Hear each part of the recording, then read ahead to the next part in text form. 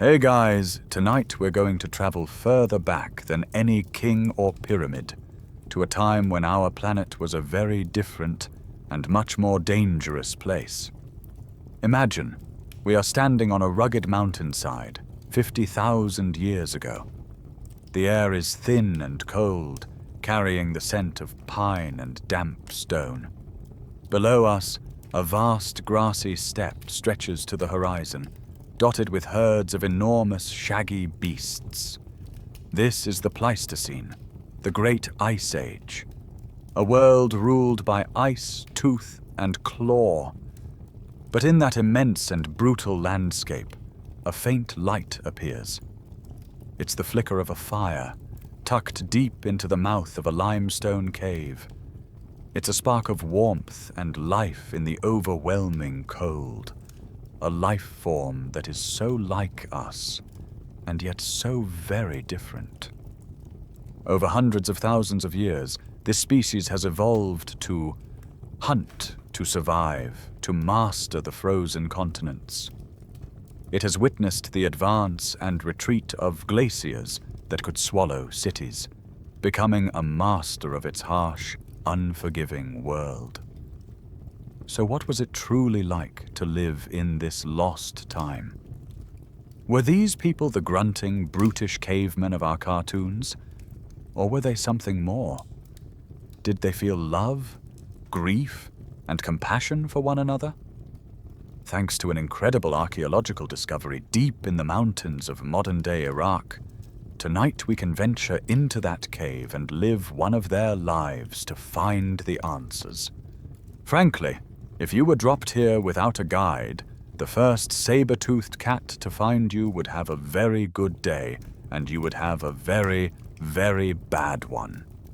So, before you get comfortable, take a moment to like the video and subscribe. But only if you genuinely enjoy what I do here. That small click sends a big signal to the algorithm. That long-form, serious educational content still matters. And to me, it's an incredibly meaningful show of support. Thank you so much for helping keep this channel going strong. It always fascinates me to see where you're all tuning in from. Let me know in the comments where you are in the world and what time it is for you. Now, dim the lights, maybe turn on a fan for that soft background hum, and let's ease into tonight's journey together. Your first sensation is the cold. A sharp, piercing cold that shocks your new lungs into drawing their first ragged breath. The air tastes of wood smoke, damp earth, and the musky scent of animal furs. Your vision is a blurry smear of dancing orange light and deep, moving shadows. A low, guttural sound rumbles near you. Not a threat, but a sound of comfort. It is your mother's voice. You are nestled in a bed of dry grass and worn hides, sheltered from the wind by the curving limestone walls of your home. Outside, the wind howls a lonely song across the mountain face. But in here, there is the gentle crackle of the fire, the shifting weight of bodies, and the soft murmur of your people. This is your first moment. You have been born into the world of the Neanderthal. You are not born into a crowd. Your entire world, your nation, your family, consists of perhaps 15 individuals. In the firelight, you can just make out their shapes. There is the old man, your great-uncle, his face a roadmap of scars from a life of close-quarters hunting, his brow ridge heavy over his deep-set eyes. A few young children, your cousins, huddled together for warmth, occasionally poking a stick at the embers. There are the strong hunters, your father and uncles, their powerful barrel-chested bodies built for generating and retaining heat, their hands thick with calluses from shaping flint and wielding spears. And there are the women, your mother, your aunts, their focus absolute as they work, scraping a hide with a stone tool or grinding seeds on a flat rock. They are a single breathing organism, a clan bound by blood and the shared, constant struggle for survival. Every member is essential. Every life is precious.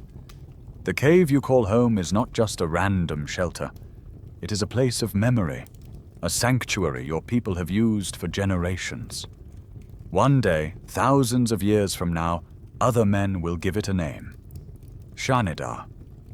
They will find the bones of your kin buried in its floor, 10 of them at least. And they will find you. They will carefully brush the dirt from your skeleton and give you a name, a designation from their world of cold science. Shanidar 1. But for now, it is simply home. It is the place you will take your first steps, and the place you will draw your last breath. When the sun finally rises, a cool grey light spills into the cave mouth, revealing the world outside. It is not the barren desert that will one day cover this land. This is the Zagros landscape of the Ice Age, a sweeping vista of cool, semi-arid steppe, patched with groves of pistachio and oak trees. In the distance, you can see herds of wild asses, their coats the color of the dry grass, and the telltale specks on the high cliffs that are the wild goats your people depend on. It's a world of breathtaking beauty, but also of constant, lethal danger.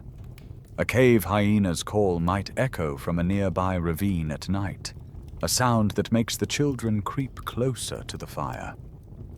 Every journey from the cave to the stream for water is a calculated risk, a lesson in awareness that you will absorb before you can even walk.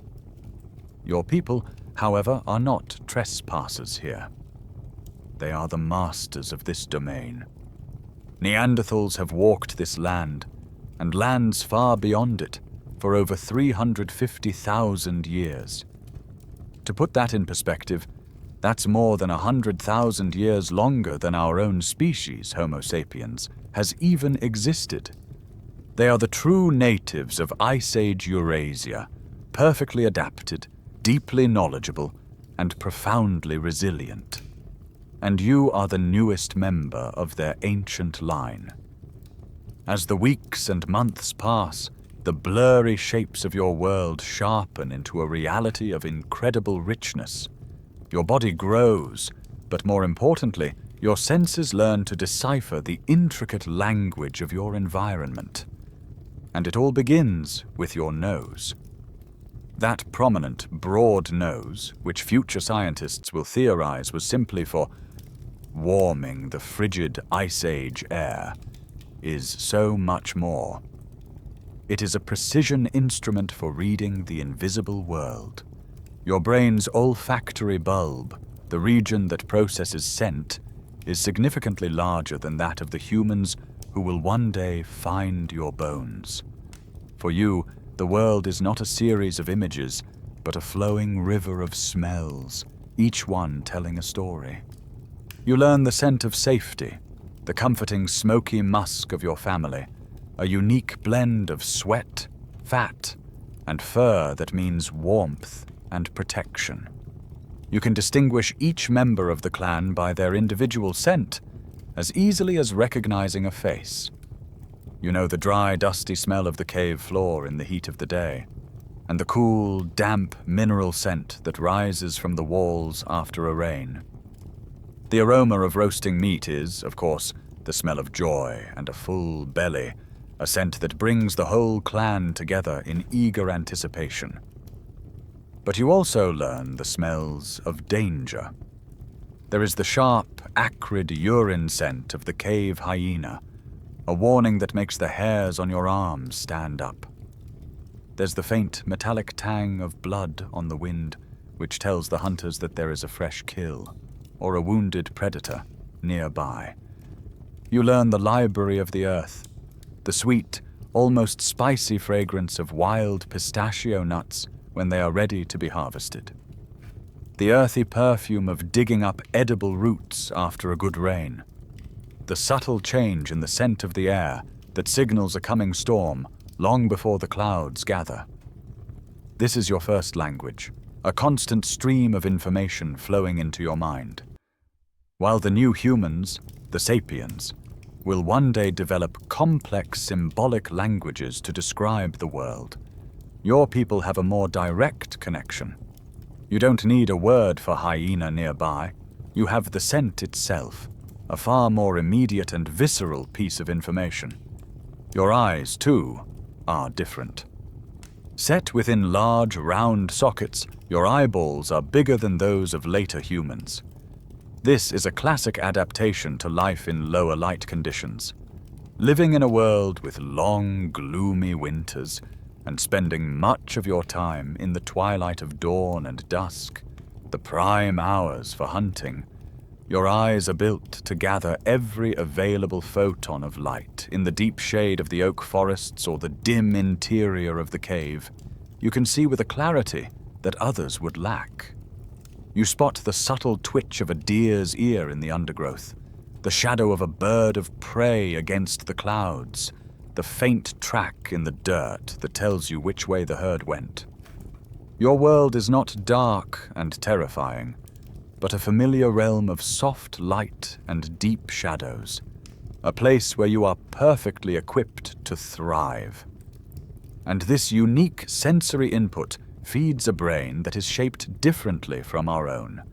Your skull is long and low, not high and rounded like a modern human's. For a long time, this shape was used as evidence that your people were unintelligent. But the truth is, your brain was, on average, slightly larger in volume than a modern human's. The difference was in the organization. Scholars still debate what this anatomical difference meant for your consciousness, but some believe it points to a different way of thinking. While the rounder skulls of sapiens might indicate a brain with enhanced regions for social networking and complex language, your brain's structure suggests a specialization in the visual and spatial domains. You are a master of your physical environment. You can mentally map vast territories, visualize a stone tool in 3 dimensions before you strike the flint, and process the torrent of sensory information from the world around you with breathtaking efficiency. Your intelligence is not lesser, but simply of a different kind, a deeply practical, ecological intelligence honed by hundreds of thousands of years of survival. You absorb all of this as you grow, surrounded by the sounds of your kin. Their voices are not the deep, booming sounds you might imagine. Reconstructions of your people's vocal tracts suggest their voices were likely higher pitched, more powerful, and with a distinctly nasal quality. A conversation in your cave would be a series of these strong, resonant calls, punctuated by gestures and the expressive movements of those heavy brows. It is the soundtrack to your childhood, the sound of life itself, echoing off the ancient stone of your home. Your school has no walls, your teachers have no books. Your education is written in the dirt and spoken on the wind. A constant, immersive lesson in the art of staying alive. You learn by watching. Your eyes follow the hands of the elders as they expertly strike a piece of flint, the flakes falling away to reveal the sharp edge within. You watch how the hunters move, their bodies low and silent, their steps precise and deliberate as they read the story of the tracks before them. You learn by listening, not just to the resonant calls of your people, but to the rustle in the grass that signals a snake, the cry of a hawk that means a rabbit is nearby. And most of all, you learn by doing, your small hands mimicking the essential tasks that hold your world together. You spend many of your days trailing after your mother and aunts as they move through the landscape on their gathering expeditions. This is the foundation of your clan's survival. While the men's hunt for big game is spectacular and vital, it is often unsuccessful. The steady, reliable supply of plants, roots, and seeds gathered by the women is what keeps hunger at bay. Your small fingers dig into the cool earth alongside your mother's, pulling up starchy, nutritious roots. She teaches you to peel away the bitter skin with a sharpened stone flake. You learn the shapes of leaves like the back of your hand. This one, with the jagged edge, can be crushed into a paste to soothe an insect bite. That one, with the soft, fuzzy underside, is good for tinder.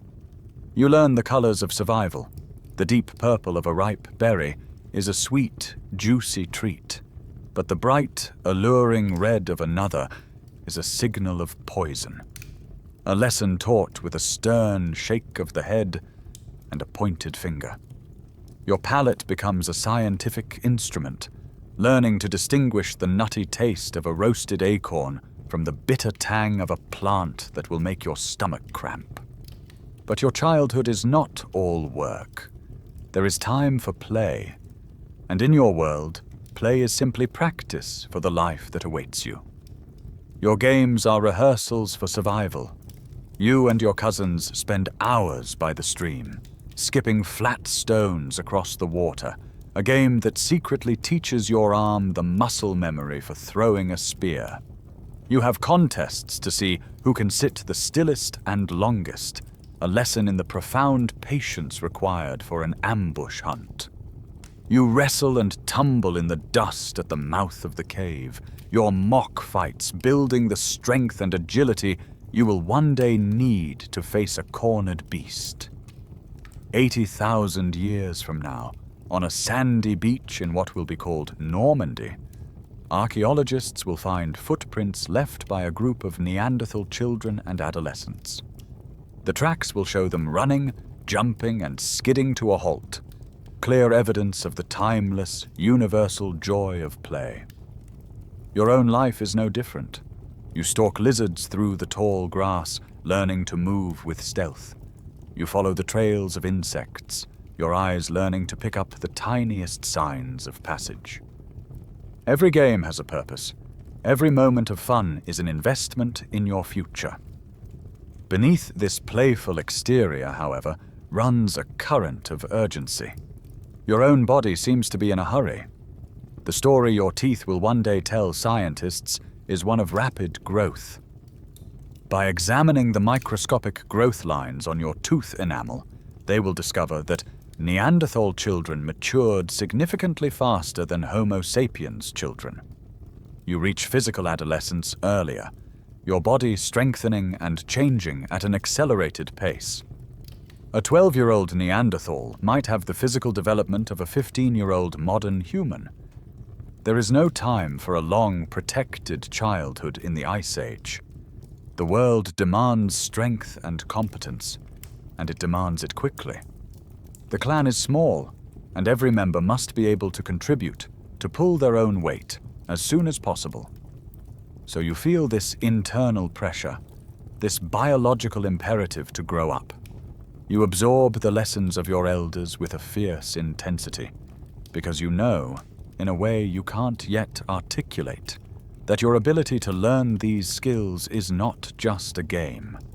It is the only thing that will keep you alive in the harsh, beautiful world you call home. As your body grows stronger, your mind races to keep up, grappling with the most complex tool your people possess: language. It's one of the deepest mysteries that the scientists of the future will debate. Did you have language? Could you speak? The cartoonish image of your people as grunting cavemen, pointing and muttering "Ugh!" will persist for a century. But the truth, embedded in the very structure of your bones and genes, is far more nuanced and profound. Deep in your throat, you possess a small U-shaped bone called the hyoid. It's a delicate floating bone, the only one in the body not connected directly to another. Its job is to anchor the tongue and the muscles of the larynx, forming the crucial scaffolding for speech. Without it, the complex and rapid movements of the tongue needed for modern human language are impossible. For a long time, no one knew if your people had one.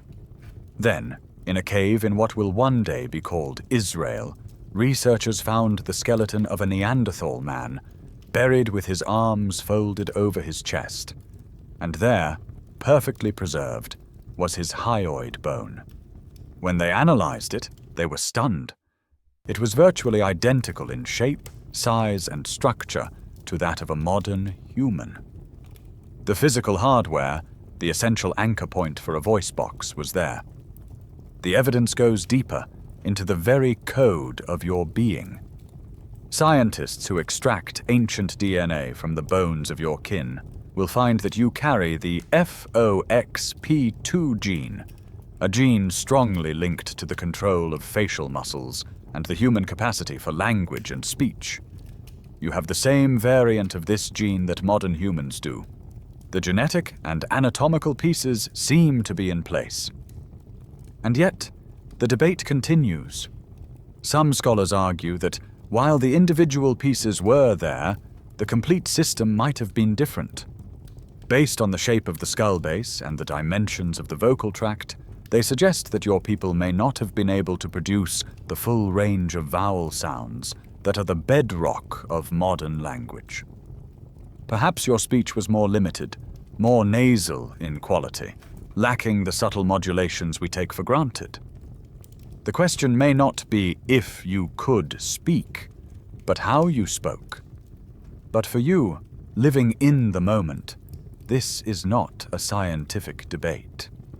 It is the simple reality of communication.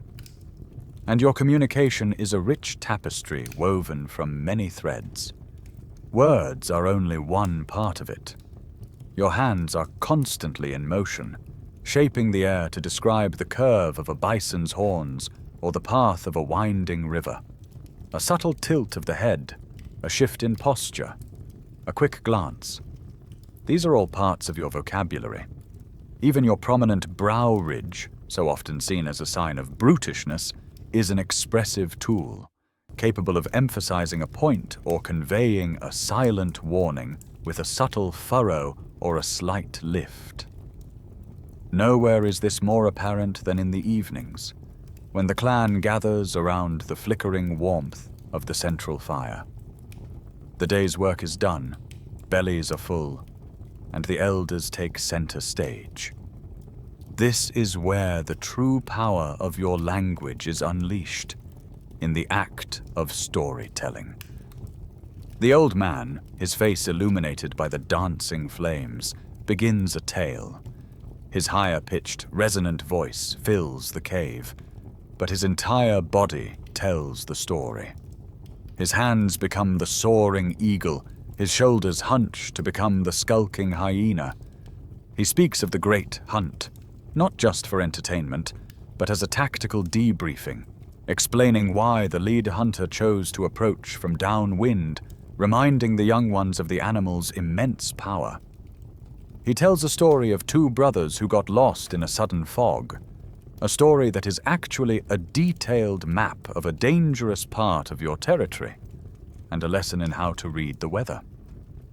These stories are the clan's library, its instruction manual, its history and its soul, passed down through a living chain of memory. Whether your words are exactly like ours or not, they do the most important thing any language can do. They bind you together, and they give you the knowledge to survive. The stories of the hunt have filled your mind for years, and the games of your childhood have sharpened your body. Now, the time for listening and playing is over. You are an adolescent, your limbs thickening with new muscle, your frame broadening into the powerful build of your people. Today you will not watch the hunters leave. You will walk among them. It is the day of your first real hunt. There is a weight in the air, a silent acknowledgement from the rest of the clan. They watch you as you prepare, their expressions a mixture of hope and apprehension. Your success today is not just about bringing home meat. It's about proving you are ready to take your place in the circle of providers, ready to risk your life for the survival of your family. Your target is not one of the great mammoths or woolly rhinos that thunder through the elders' tales. Those battles are for the most experienced hunters. Your test is a creature of the high rocks, the wild goat. It is a smaller, more manageable quarry, but no less challenging. The goats are swift, agile, and possess an uncanny ability to navigate the treacherous cliffs of your mountain home. Hunting them requires not just strength, but stealth, patience, and a deep understanding of the terrain. You carry the tools you have been practicing with since you could walk. Your primary weapon is not a masterpiece of flint knapping, but a simple, brutally effective wooden spear.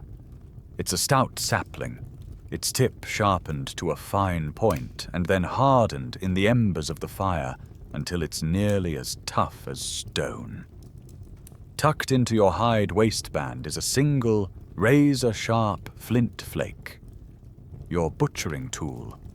It feels cool and solid in your palm. You've used flakes like this to scrape hides and carve wood 1,000 times, but today it has a new, solemn purpose. Your father clasps your shoulder, his grip firm, and gives you a single, sharp nod. It's time. The hunt begins in silence. You and 2 of the older hunters move out from the cave, melting into the landscape. Every lesson from your childhood comes flooding back. You walk where they walk, placing your feet carefully on stones to avoid snapping a dry twig. You watch the wind, noting how it carries your scent, and adjust your path to stay downwind of your prey. Your senses are on fire. You smell the dry, dusty scent of the goat trail. Your eyes scan the scree slopes, looking for the flicker of a horned head or the telltale trickle of dislodged pebbles. The sun warms your back, but a cold knot of adrenaline and fear is tightening in your stomach. After an hour of painstaking tracking, one of the hunters freezes, holding up a hand. He points with his chin towards a narrow ravine 100 paces ahead. You follow his gaze and see them, a small herd of goats picking their way down the rocky slope. Now comes the hardest part. The wait. You find cover behind a cluster of boulders, your body pressed against the cool stone. Your heart is a drum against your ribs. Every instinct screams at you to move, to act, but you force yourself into a state of absolute stillness. Minutes stretch into an eternity. Finally, the goats enter the ravine. It's the trap. The signal is a low whistle, almost like the call of a bird. You explode from your cover. The world narrows to a chaotic blur of motion and sound. You are no longer thinking, only acting, your body moving on pure instinct and years of training. You sprint towards the ravine to cut off the goat's escape, your powerful legs pumping. You see your target, a young male, separated from the rest in the initial panic. You are astonishingly close enough to see the wild fear in its dark eyes. This is the reality of the Neanderthal hunt. You are an apex predator, yes, but your methods are intimate and incredibly dangerous, requiring you to get within arm's reach of your prey. The pattern of healed fractures on the skeletons of your people, trauma to the head, neck, and torso, will one day be compared to the injuries of a peculiar group of modern humans, professional rodeo riders. You live a life of constant, violent, close-quarters collisions. You raise your spear, plant your feet, and thrust with all the strength in your body. The impact jolts up your arm. The goat stumbles, and then falls. For a moment, there is only the sound of your own ragged breathing. Then, exhilaration washes over you. You have done it. You have made your first kill. The warm, coppery smell of blood fills the air. you pull out your flint flake. The work has just begun. Your first kill earns you a new level of respect within the clan. You have proven your worth, and you are now an integral part of the machinery of survival. This new role brings with it new responsibilities and new experiences, the most important of which is the great seasonal journey. The image of your people as permanent cave dwellers, huddled in one dark shelter for their entire lives, is a fiction. You are not static. You are nomads, your lives tethered to the rhythm of the seasons and the movements of the great herds. Shanidar Cave is your summer home, a cool refuge from the heat and a perfect vantage point for spotting game. But as the days shorten and a chill creeps into the mountain air, the clan begins to prepare for the migration. The journey is a part of the deep magic of your year, a ritual of movement that your people have practiced for thousands of generations. You are heading down, out of the high Zagros peaks and into the lower, more sheltered river valleys. It is a journey of a few weeks, taken at a steady, unhurried pace. All of the clan's worldly possessions are carried on your backs. Rolled up hides for sleeping, bundles of tools and spear points, and precious fire embers carefully preserved in a container of hollowed horn or clay. You carry your own spear now, its weight familiar and comforting in your hand. As you travel, the world changes around you. The sparse, rocky terrain of the mountains gives way to thicker woodlands of oak and pistachio. The air grows heavier, smelling of damp earth and decaying leaves instead of thin, cold stone. You see different animals, herds of red deer browsing in the forests, wild boar rooting in the undergrowth.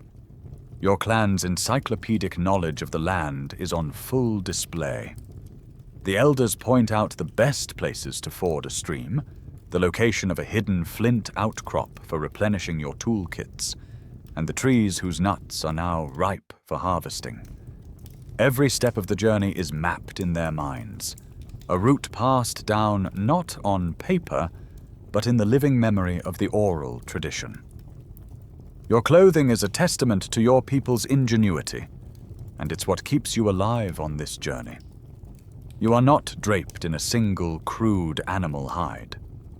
The evidence from your campsites, in the form of small, sharp bone awls, suggests a much greater sophistication. Scholars now believe your people were the first humans to create tailored clothing. The women of your clan have used these pointed bone tools to punch neat holes along the edges of cured hides, and then, using tough thread made from animal sinew, they have stitched them together.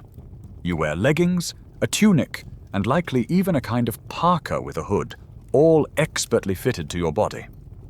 This technology is as vital as any spear point.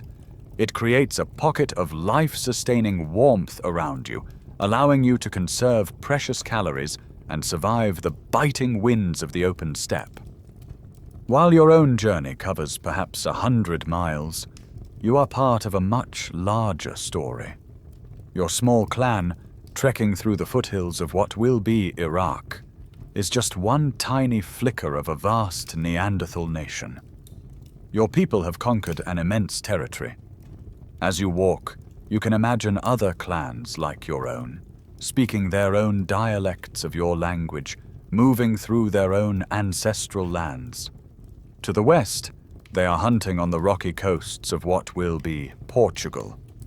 To the north, they are stalking giant deer through the dense, dark forests of Germany. Far, far to the northwest, some have even crossed the land bridge into Britain. And to the east, they have pushed across the vast Russian plains and into the frigid Altai mountains of Siberia, marking the easternmost edge of your people's dominion. You will never meet these distant cousins. You do not even know they exist, but you are all Neanderthals. You are the resilient, supremely adapted masters of Ice Age Eurasia, a single sprawling family holding fast against the cold. Years pass in the rhythm of the seasons.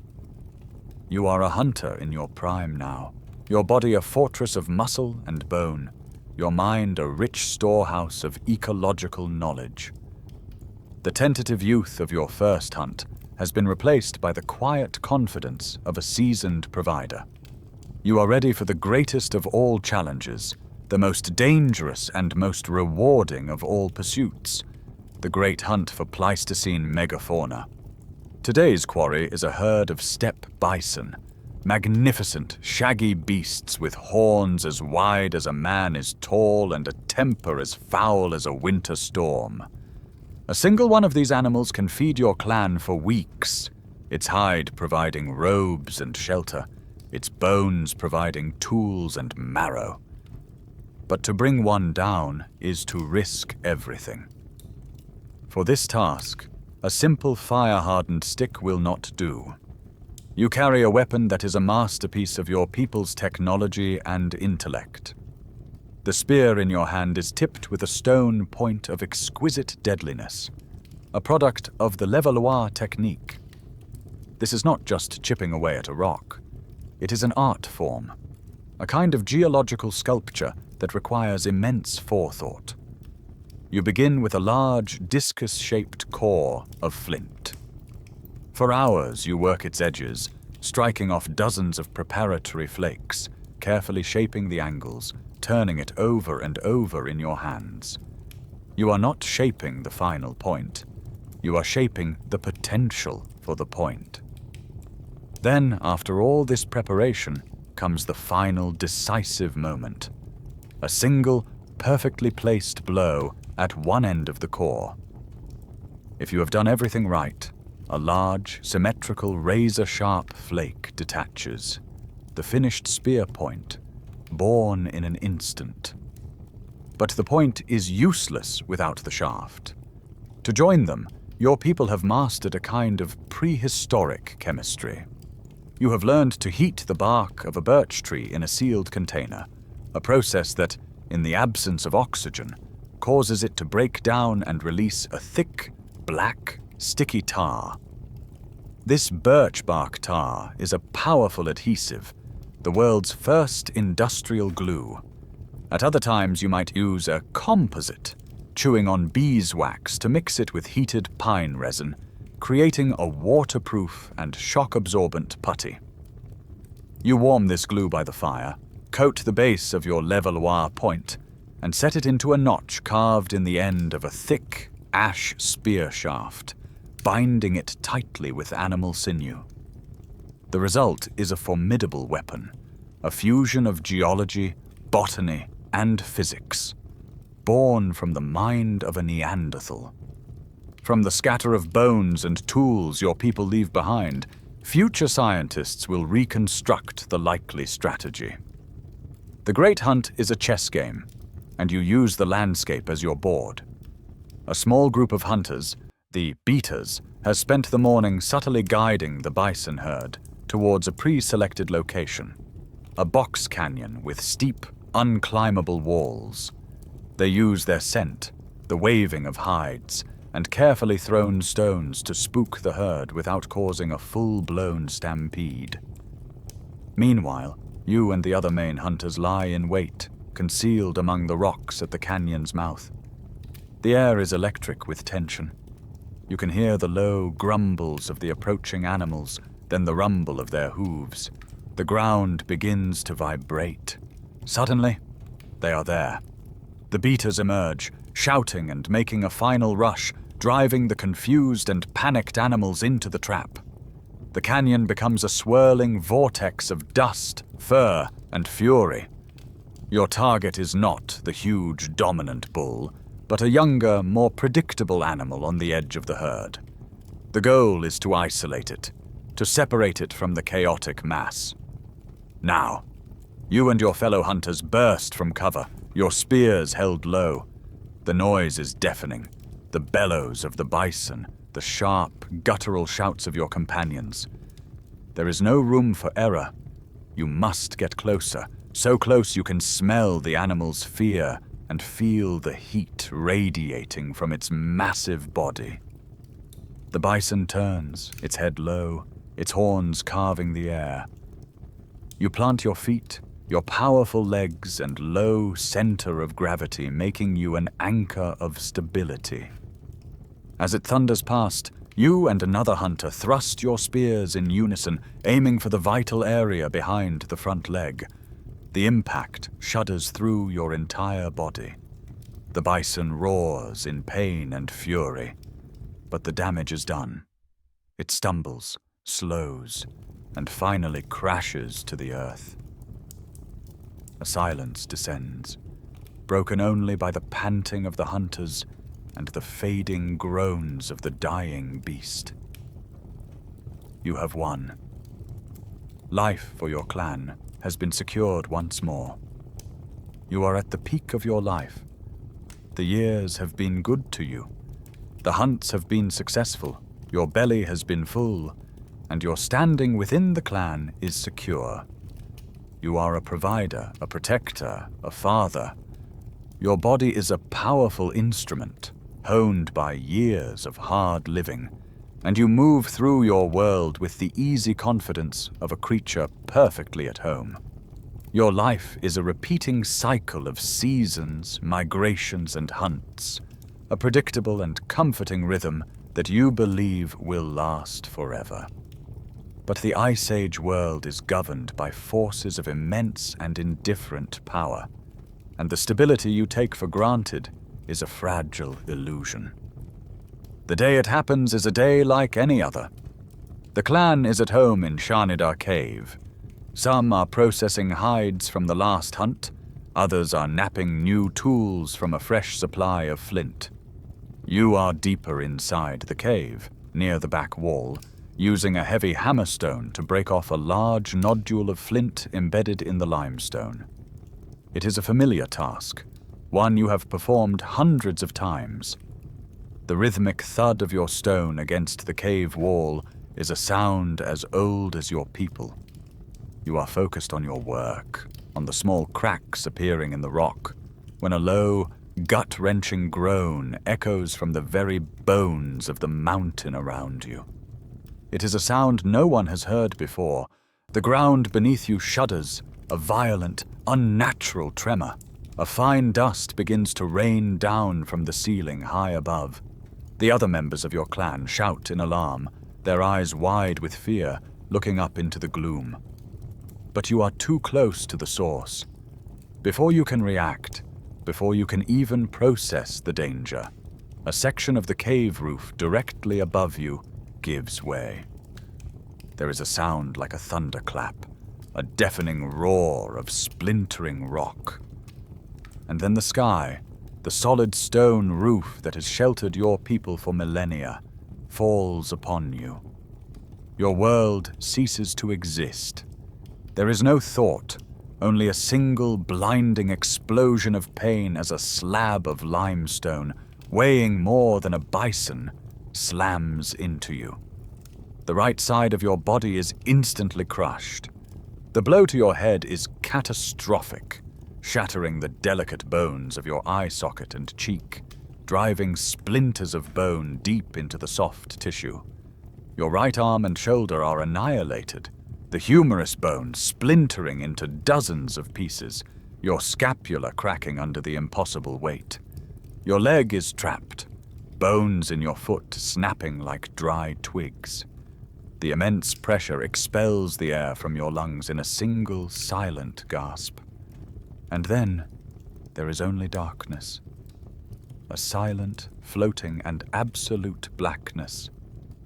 For a moment, there is chaos in the cave. The air is thick with choking dust, the other clan members screaming your name. Then their training, their instinct for cooperative action, takes over. They rush to you, their bare hands tearing at the pile of rubble that has buried you.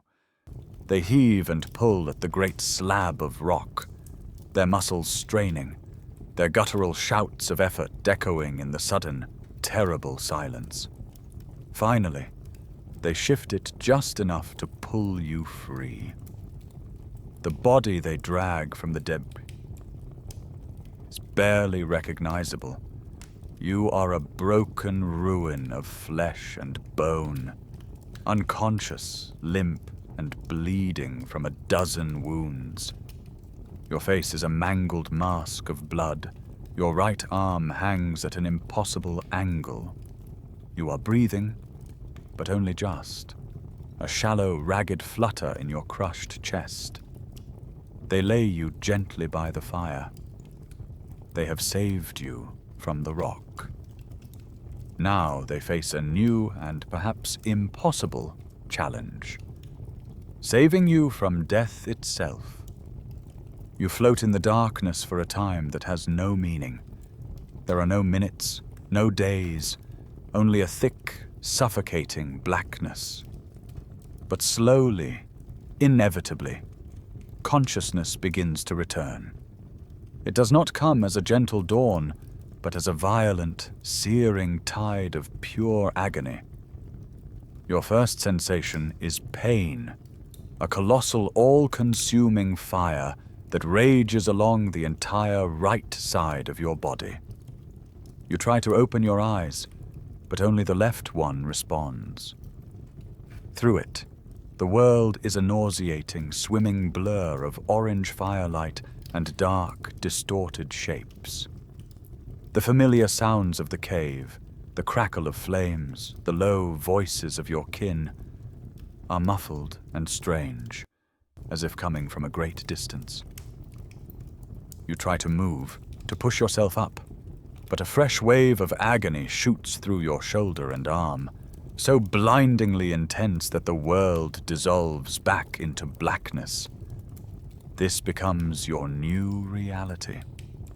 You are adrift on a sea of pain, occasionally surfacing into these fractured moments of awareness before being pulled back under by the sheer weight of your injuries.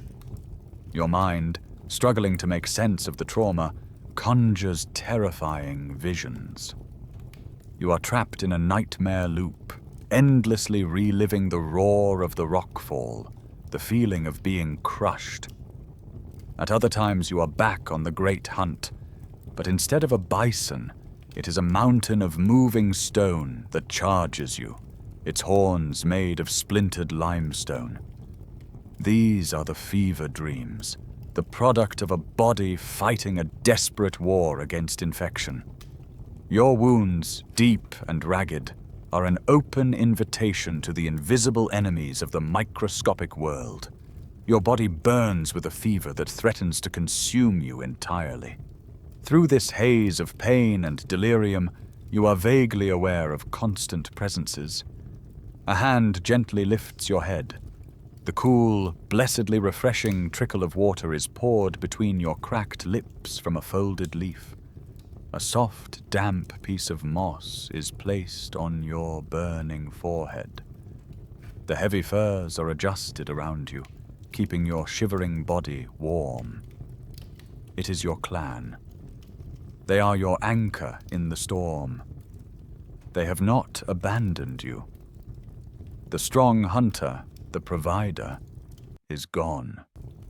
In his place lies a broken creature, as helpless as a newborn infant. You cannot feed yourself. You cannot fetch your own water. You cannot defend yourself from a predator or even brush away a fly. You are, in the harshest terms of survival, a burden. In a world governed by the brutal calculus of survival of the fittest, you would be left for the hyenas. Your continued existence is a drain on the clan's precious and limited resources. Every mouthful of food they give you is one less for a healthy hunter or a growing child. This is the ultimate test of your people's humanity. Are you a society of ruthless pragmatists, or a family bound by something more? The answer will one day be written, clear as day, in your own skeleton. The reason your story can be told is because your bones healed. Thousands of years in the future, when scientists examine your remains, they will see not just the catastrophic damage, but the remarkable evidence of recovery. They will see how the shattered fragments of your skull fused back together. They will see how the splintered bones of your shoulder and arm knitted, however imperfectly. They will see the smooth, rounded edges of healed fractures, a process that takes months, even years. This healing is the undeniable, silent testimony to the truth of these dark days. It is the scientific proof that you were not abandoned. It proves that for weeks and months, as you lay helpless in the grip of fever and pain, someone tended to your every need.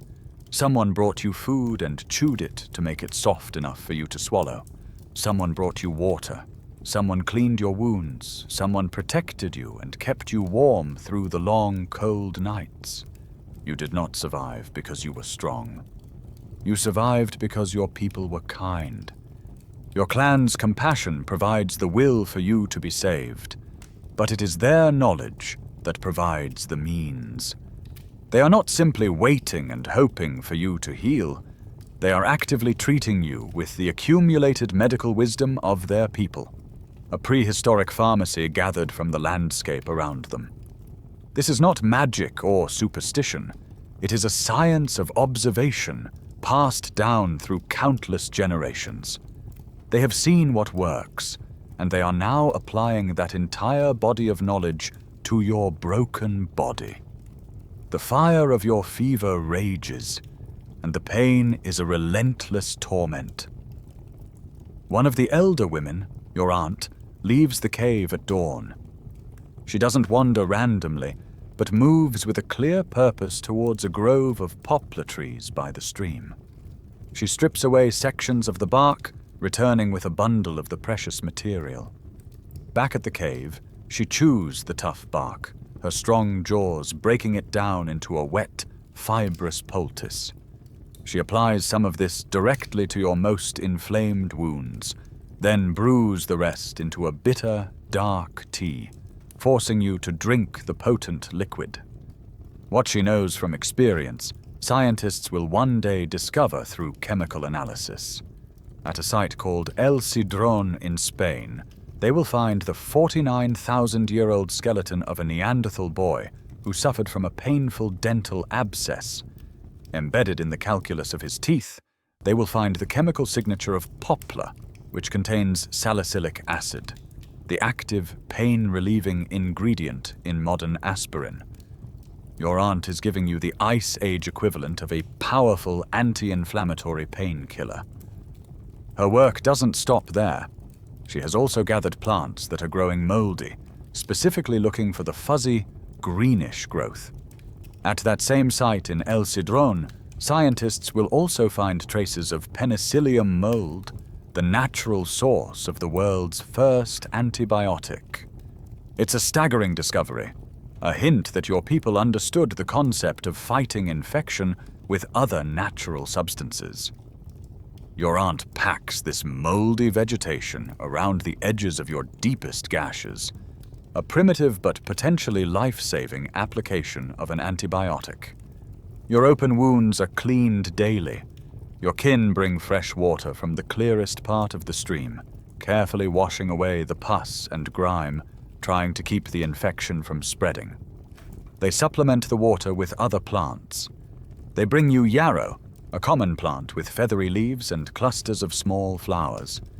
It's a plant known even to modern herbalists for its antiseptic and styptic properties, meaning it helps to stop bleeding and prevent infection.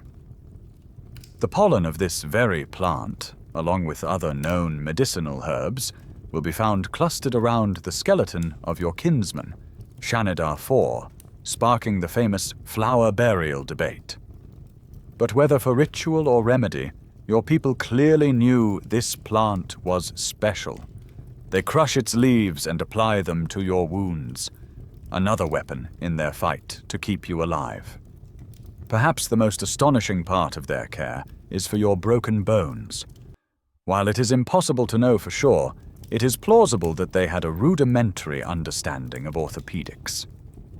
The elders examine your hopelessly mangled right arm and seem to know there is little they can do for it. But your leg, though badly broken, is a different matter. They work together, pulling on your foot with a steady, firm pressure, trying to realign the fractured bones beneath the skin. You scream in agony, but they persist, their faces grim with determination. They feel with their experienced hands, trying to get the bones to sit correctly. Then they pack the leg in thick, wet clay from the riverbank, which hardens into a crude but effective cast. At other times, they might have used stiff pieces of bark and wrapped the limb tightly with strips of rawhide. They are immobilizing the fracture, giving the bones the stability they need to knit back together. The result will be far from perfect. You will walk with a pronounced limp for the rest of your days. But they have saved the leg. They have saved you from being a complete cripple, a fate that would surely mean death. Their actions are a profound testament to a deep-seated, practical intelligence and an even deeper well of empathy. The turning point comes not with a sudden miracle, but with a slow, grinding retreat of the fever. One morning, you wake up and the world is not a swimming, nauseating blur. The pain is still there, a great, roaring beast, but it is no longer all-consuming. It is a thing you can almost exist alongside. The weeks have turned into months. The seasons have begun to change outside the cave. But your world has been the small circle of firelight and the constant presence of your kin. Now, the long, arduous process of healing gives way to the harsh reality of what is left. Your body has been remade by pain, and the man you once were is gone forever. Your right arm is the most grievous loss. The shattered bones in your shoulder have fused together into a solid, immovable mass. The muscles, deprived of use, have wasted away. The osteological evidence is clear. The very bones of your shoulder blade and clavicle will show signs of atrophy, a silent record of a limb that was never used again. Your arm is now a withered, useless thing, locked against your chest. The lower part of the arm, from the elbow down, is simply gone. Scholars will long debate whether it was pulverized in the rockfall, or if it became so infected that your clan, in a desperate and terrifying act of prehistoric surgery, deliberately amputated it to save your life. You only know that where there was once a strong hand capable of wielding a spear, there is now only a scarred stump. One day your mate helps you to the mouth of the cave. Leaning heavily on her, you look at your reflection for the first time in a pool of still rainwater. The face that stares back is a stranger's. The right side is a sunken, scarred landscape. The crushed bones of your cheek and eye socket have healed into a permanent disfigurement. And your right eye, it is a milky, sightless orb. The world, for you, is now a flattened place, lacking the depth and dimension you once took for granted. You are half-blind, a hunter who has lost the stereoscopic vision so crucial for judging distance. When the clay cast is finally chipped away from your leg, you make your first attempt to stand. The pain is a white-hot spike driving up from your foot, and you collapse, your leg buckling beneath you. Your kin help you up, and you try again and again. Slowly, painfully, you learn to walk. But your gait is forever changed. The bones in your foot have healed, but they are misaligned, and the damage to your knee and ankle is permanent. You now walk with a severe rolling limp, each step a carefully balanced negotiation with a body that no longer moves as it should. The fluid, powerful stride of the hunter is gone. You will never run through the forests again. You will never chase down prey. But the most profound changes are the ones no one can see. You are grieving. You are mourning the death of your former self, the strong, capable man who could provide for his family and stand fearlessly against a charging bison. A deep well of frustration boils within you. Simple tasks that were once automatic now require immense concentration and effort. Trying to shape a piece of flint with one hand, trying to tie a knot in a piece of sinew, trying to eat without fumbling. Every small failure is a fresh reminder of your brokenness. And beneath it all is the deep, humbling weight of your dependency. You watch the other hunters leave the cave in the morning, a pang of uselessness striking your heart. You are alive because of the clan's kindness, but this kindness has a cost. You are now a mouth to feed that cannot hunt, a body to protect that cannot fight. The psychological burden of this new reality is, in many ways, heavier than any of your physical injuries. You have survived the fall of the mountain, but now you must learn to survive in the wreckage it has left behind. In the long, quiet months of your recovery, as you sit by the fire watching the life of the clan unfold around you, a question begins to form in your mind.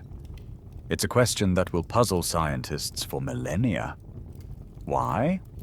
Why are you still here? From the cold, hard perspective of a world ruled by survival of the fittest, your continued existence makes no sense. You are a liability. The powerful jaws and digestive system of a cave hyena could make more efficient use of the calories you consume. You are a mouth that takes from the communal pot, but can no longer add to it. The hunters return exhausted from a dangerous expedition, and a portion of their hard-won prize is given to you, the one who can no longer hunt. Why? The answer is all around you, in 100 small gestures that are the bedrock of your clan's existence. It is in the way your mate helps you redress your stump in the morning, her touch gentle and patient. It is in the way your own child brings you a handful of sweet berries, a small offering from their foraging. It is in the way the lead hunter, without a word, carves off the tenderest piece of roasted meat and places it on the flat stone in front of you. These are not the actions of creatures driven by pure, cold logic. These are the actions of a family, driven by empathy, affection, and a deep, unspoken social contract. Your people have learned a profound evolutionary lesson, a truth that is perhaps more important than the sharpness of any spear point. The strength of the individual is a fleeting illusion, but the strength of the group is everything. In a world this dangerous, anyone can be broken. Today it is you, crushed by a rockfall. Tomorrow it could be the clan's strongest hunter, gored by a bison. The week after, it could be the most knowledgeable woman, sick with a fever. If your society discarded every member the moment they became a burden, the clan would quickly crumble. It would lose not only its members, but its collective memory, its skills, its very soul. Compassion is not a weakness. It is your greatest survival strategy. A clan that cares for its injured is a clan that endures. This is not survival of the fittest. It is survival of the kindest. Of course, scholars in the distant future will argue about the precise motives. Some will take a pragmatic view, suggesting that your clan's care was a calculated investment. They will argue that even in your broken state, you were a valuable asset.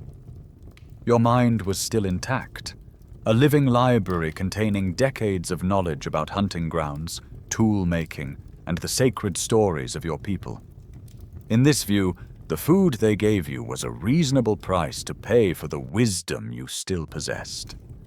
Others will argue for a more emotional interpretation, suggesting that your clan's actions were driven by the same complex feelings of love, loyalty, and empathy that modern humans feel. They will point to the immense effort and risk involved in your care, and argue that no simple cost-benefit analysis can account for it. It was not a transaction, it was an act of love. But as you sit there, feeling the warmth of the fire on your scarred face, you know the truth is not one or the other. It is both. The love you feel from your kin is real, a powerful, tangible force. And that love is reinforced by the practical understanding that every single member of the clan has value. A value that cannot be measured in the ability to throw a spear. The heart and the mind are not in conflict. They are working together, creating a society resilient enough to face the brutality of the Ice Age. Your survival is the single most powerful piece of evidence against the old caricature of the brutish, unfeeling caveman. Your healed bones are a testament, written in calcium and collagen, to the existence of a Neanderthal soul. Understanding the clan's compassion is one thing. Accepting it is another. For months, a part of you still rebels against your new reality. Every morning, you watch the hunters prepare to leave the cave, and the old instincts stir within you. You smell the crisp morning air, you hear the familiar clatter of spears and stone tools, and your muscles, or what's left of them, ache to join the procession. You watch them disappear into the trees, their powerful, fluid strides carrying them towards the horizon, and a profound sense of loss washes over you. The man who walked among them is a ghost, a memory. You are what remains. To survive, you must accept that his life is over, and a new one must begin. Your clan does not discard you, and so you learn not to discard yourself. Your value to the group, you realize, has not vanished. It has merely transformed. You can no longer provide for them with the strength of your back or the speed of your legs, so you must learn to provide for them with your mind, your memory, and your one good hand. Your role in the clan shifts from the periphery of the hunt to the very heart of the home. The fire. You become a guardian of the hearth, a fixed point around which the life of the clan now revolves. The children, in particular, are now your domain. While the able-bodied adults are out on long foraging or hunting trips, you are a constant, steady presence in the relative safety of the camp. They are drawn to your stillness. They sit with you for hours, their small, curious faces turned up towards yours. You can no longer chase them or lift them, but you can teach them.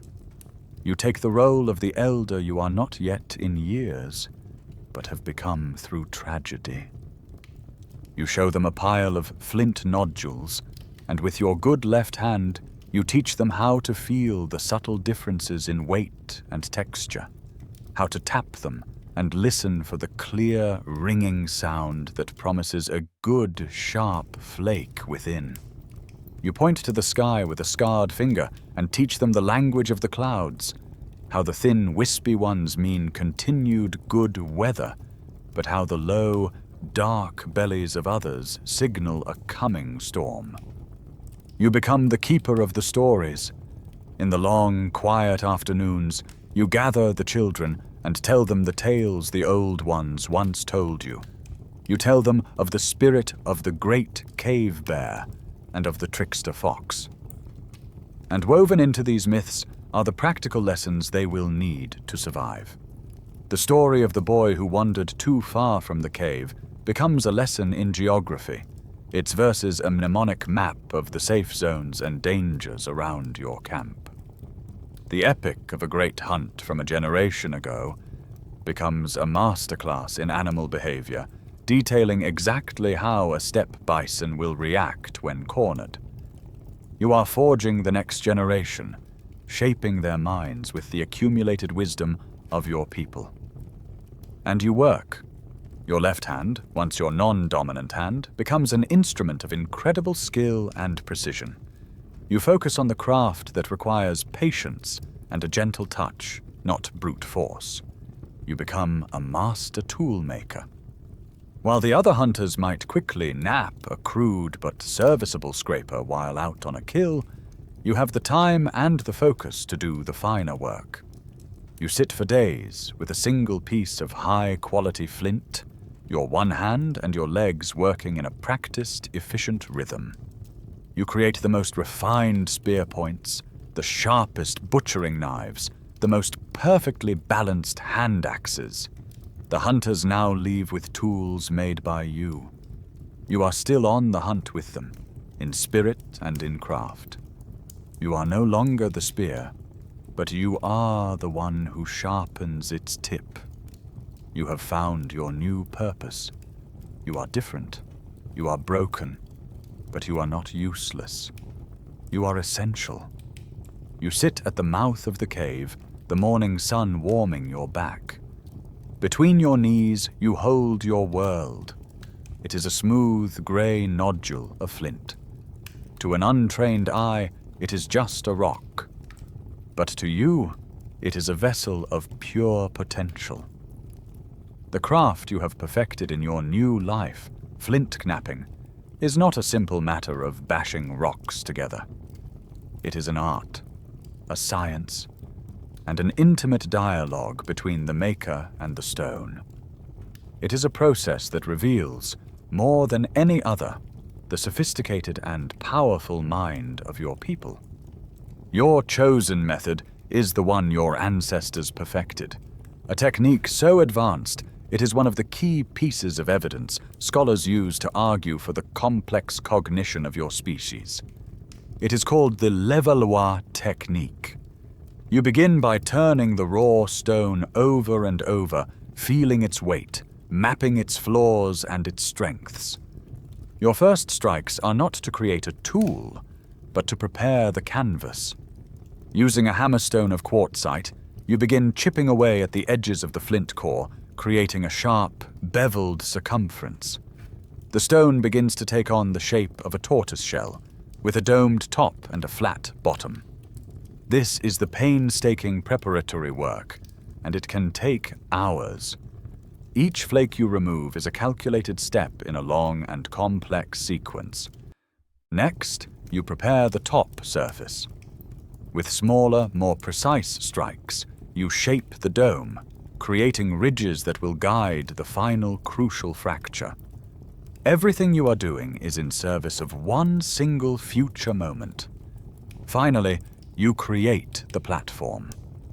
At one end of the core, you make a series of small, sharp strikes to create a flat, strong surface, the perfect place to deliver the decisive blow. The core is now ready. It is a loaded weapon, a silent tension of physics and geometry, waiting to be released. This process is a testament to your mind's ability to think in 3 dimensions and to plan for the future. You must be able to see the finished tool, the perfect sharp-edged flake hidden inside the rough stone.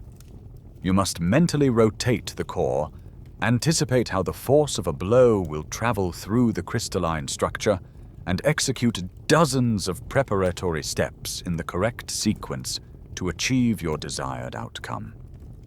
It is a form of procedural thought that is anything but primitive. Now, with the core perfectly prepared, comes the final act.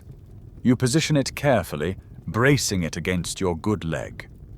Your withered right arm, while lacking the strength to grip, serves as a useful prop, helping to pin the stone to the ground.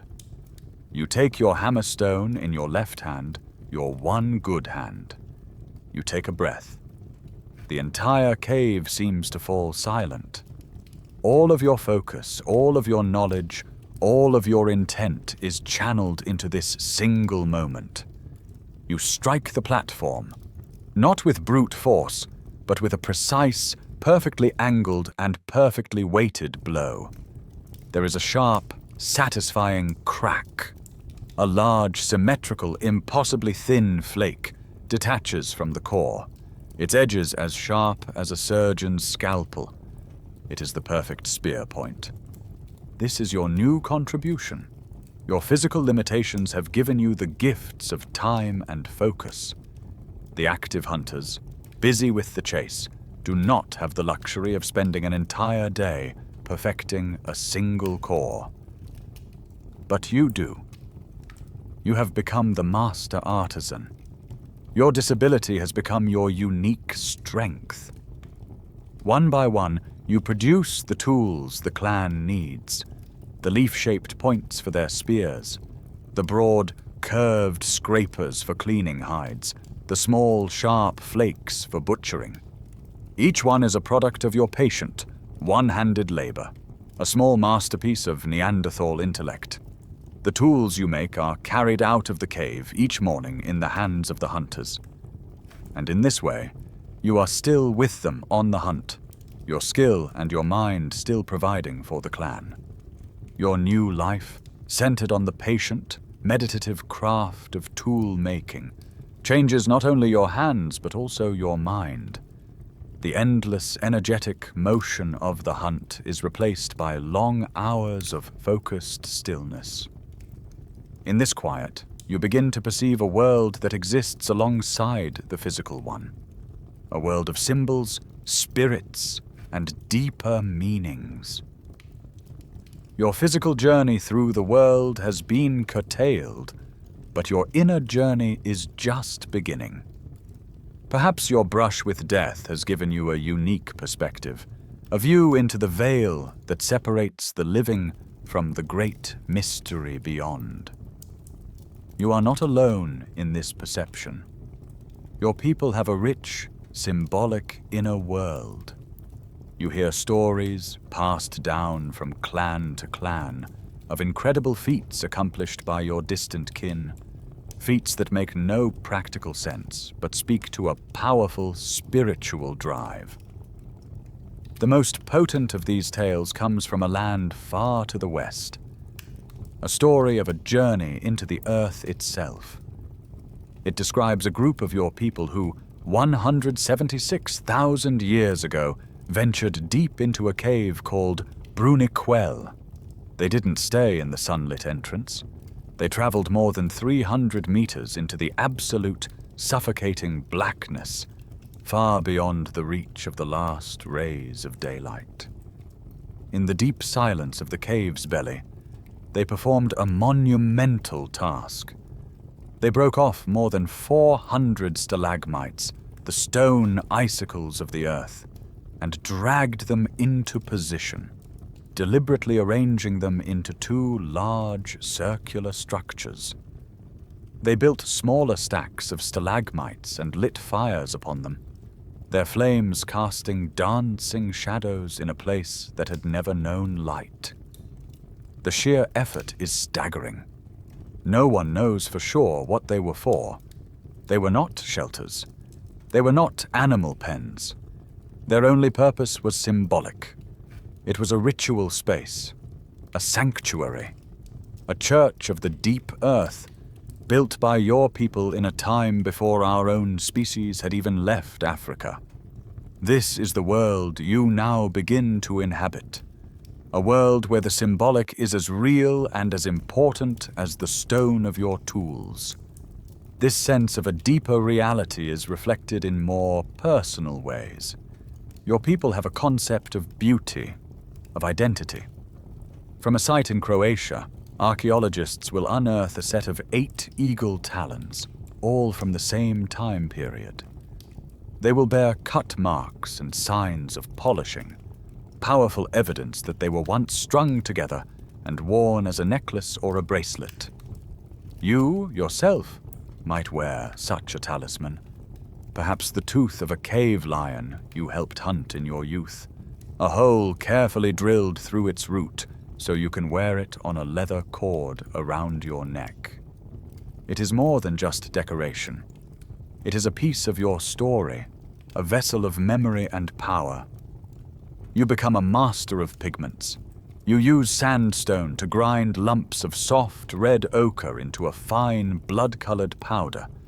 You do the same with black chunks of manganese dioxide.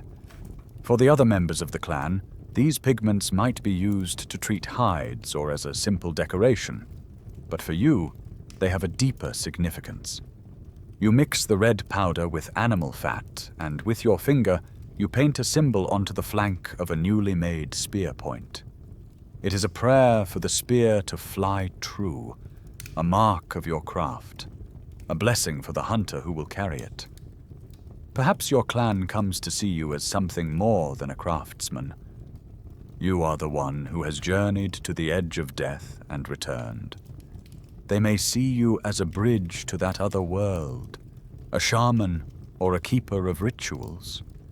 They bring you their tools to be blessed, their children to have a protective symbol painted on their foreheads. Your scarred face and broken body are no longer signs of weakness, but marks of a man who has touched the spirit world and survived. The seasons turn, and the years fall away like leaves in the autumn. The man who was broken by the mountain has now become the old man who sits at the mouth of the cave. Decades have passed since your accident. You are nearing 40 years of age, a remarkable feat in this world, a testament to your own resilience and the unwavering support of your clan. You are an elder now, not just in title but in spirit. Your good hand is gnarled with arthritis, and the constant ache in your bones is a familiar companion. Your life is no longer guided by the sharp, urgent demands of the hunt, but by the slow, grand, and predictable rhythms of the world. Your mind has become the clan's most valuable resource, a living library of ecological knowledge. While the young hunters have strength and speed, you have the long view. You sit on your familiar perch, your one good eye taking in the vast landscape, and you read it with an intimacy that no one else can match. You are the one who tells the hunters when it is time to leave for the high peaks.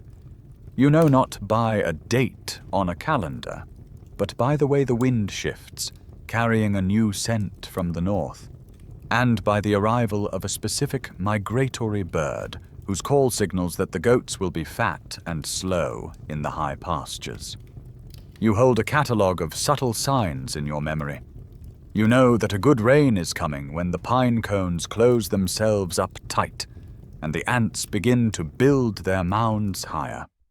You know the salmon will soon be running thick in the river when a particular constellation of stars begins to touch the western horizon just after sunset. The younger ones see a flower with a vibrant purple bloom. You see a sign that the nutritious roots growing near it are at their peak for harvesting. This knowledge is your power. It prevents the clan from wasting precious energy on fruitless hunts. It ensures you are in the right valley at the right time to intercept the migrating herds of wild asses. The strength of a hunter's arm can feed the clan for a week, but your wisdom can feed them for a season. The sky is your great calendar. You have watched the sun, moon, and stars for so long that their movements are as familiar to you as the faces of your own kin. You watch the sun's journey each day, and you know from the position of its rising and setting along the line of the distant mountains exactly where you are in the great cycle of the year. The summer solstice, when the sun rises at its northernmost point, is the time of the greatest abundance. The winter solstice, when it rises far to the south and its arc is low and short, is the time of hunkering down, of telling stories, of surviving. The phases of the moon mark the smaller rhythms, a convenient way to measure the time between one event and the next. Your entire concept of time, scholars would suggest, is fundamentally different from that of the people who will come after you. You do not measure time in abstract units like minutes or hours. such concepts would be meaningless to you. Your time is measured in events. There is the time of the ripening nuts, the season of the deep snow, and the moon of the returning birds. Time is not a straight line rushing from the past into the future. It is a circle. It is the cycle of the moon, the cycle of the seasons, the cycle of migration, the cycle of life and death itself. You live not against time, but within its deep, recurring, and eternal rhythm. It is a world-view of profound connection to the natural world, and as you sit there, a living monument of your clan's history, you are its wisest and most patient observer. Your long life has taught you the world's most fundamental truth. Everything is a cycle, the sun and moon, the seasons, life and death, and most immediately, the great swinging pendulum of feast and famine. As an elder, you have seen this cycle repeat so many times that you have come to expect its every turn. You have lived through times of such incredible abundance that it felt as though the world's generosity would never end, and you have survived winters so bleak and empty that it seemed the sun would never truly return. You remember the great feasts.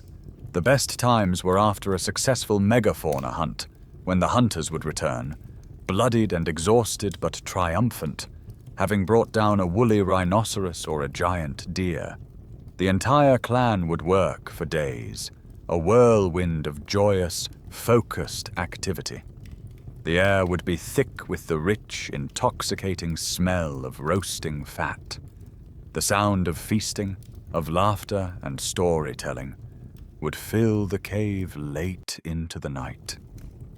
Every member had a job. The men would butcher the vast carcass, their stone tools rising and falling in a practiced rhythm. The women would scrape the enormous hide, a resource that would provide new clothing, blankets, and perhaps even a new covering for a temporary shelter. Nothing was wasted. Strips of meat were hung on racks near the fire to be slowly smoked and dried, a vital provision for the leaner times ahead. The long bones were smashed open with hammerstones, and the children would eagerly scoop out the rich, fatty marrow, a superfood of the Ice Age. Even the sinews were carefully removed to be dried and processed into strong cordage for stitching clothes and hafting spears. These were the times of security, of full bellies and warm fires, when the constant anxiety of survival would recede, and for a short while, life was good. But you also remember the other side of the cycle. You remember the hunger moon, that period in the depths of a particularly harsh winter when the world outside the cave was a frozen, white desert. The great herds had long since migrated south. The last of the dried meat was gone, and the clan was down to chewing on scraps of tough hide and whatever meager roots could be hacked from the iron-hard ground. The joyous sounds of the feast were replaced by a grim, hungry silence. The children were listless, their bellies aching with a gnawing emptiness. The hunters would go out into the biting wind for days, only to return empty-handed and frostbitten, their faces etched with despair. Your own body is a permanent record of these hard times. Etched into the enamel of your teeth are nearly invisible lines, tiny horizontal grooves that mark a pause in your body's growth. Scientists will one day call this enamel hypoplasia. Each line is a scar left by a period of severe malnutrition or illness during your childhood, a microscopic testament to a winter when your young body had to shut down its own development just to stay alive. Your teeth tell the biography of your survival, a story of hunger endured and overcome. And in the darkest of these times, you know that some clans were forced to make the most terrible choice of all. You have heard the stories, whispered in grim tones from travelers, of what can happen when the hunger moon lasts too long. At a place that will be called Moula Guerci in France, archaeologists will find a collapsed cave floor containing the 100,000-year-old remains of 6 Neanderthals.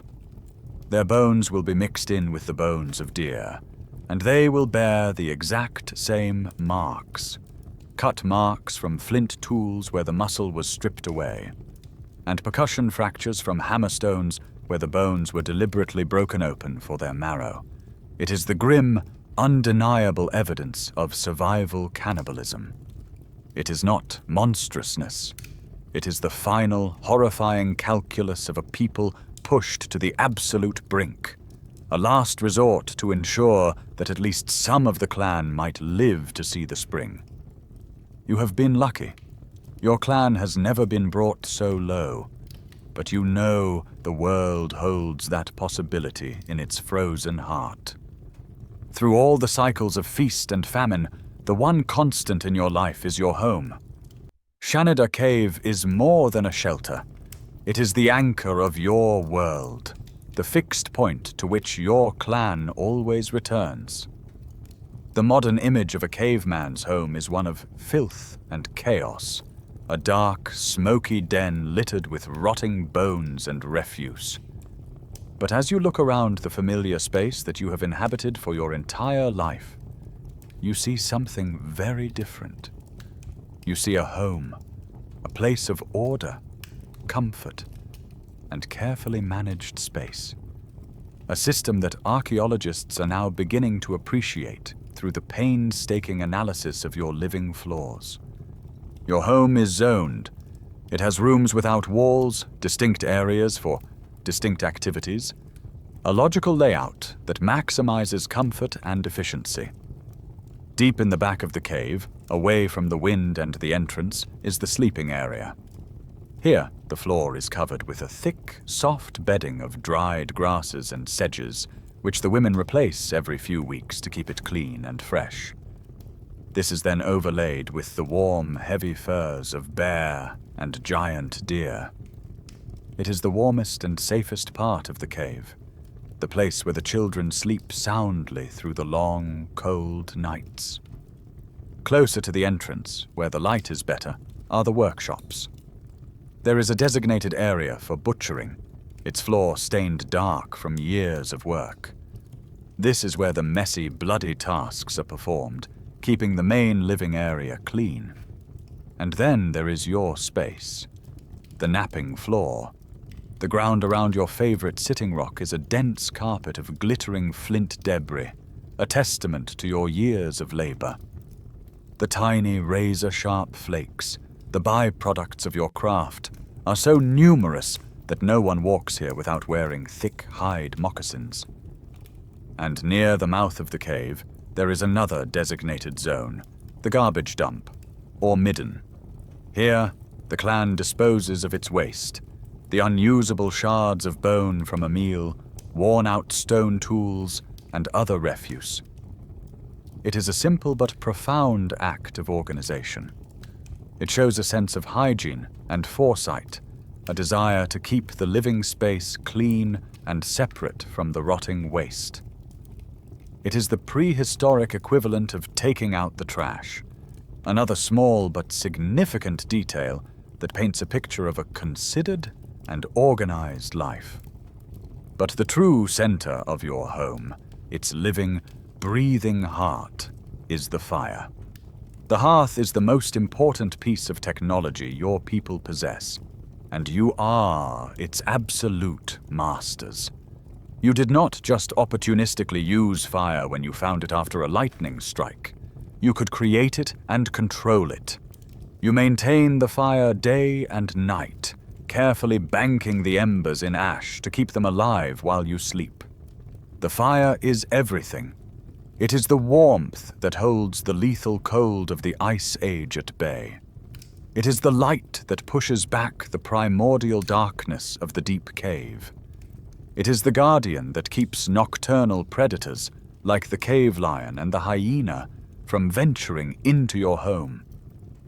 The fire is your kitchen, the tool that transforms your food. Cooking meat not only makes it easier to chew and digest, but it also kills parasites and bacteria, a crucial advantage for long-term health. The fire is your workshop, its flames used to harden the tips of your wooden spears, and its embers used to warm the resin for hafting your stone points. But more than all of that, the fire is your social hub. It is the television, the dinner table, and the town square all rolled into one. It is where you gather at the end of the day to share food. It is where you huddle for comfort and companionship.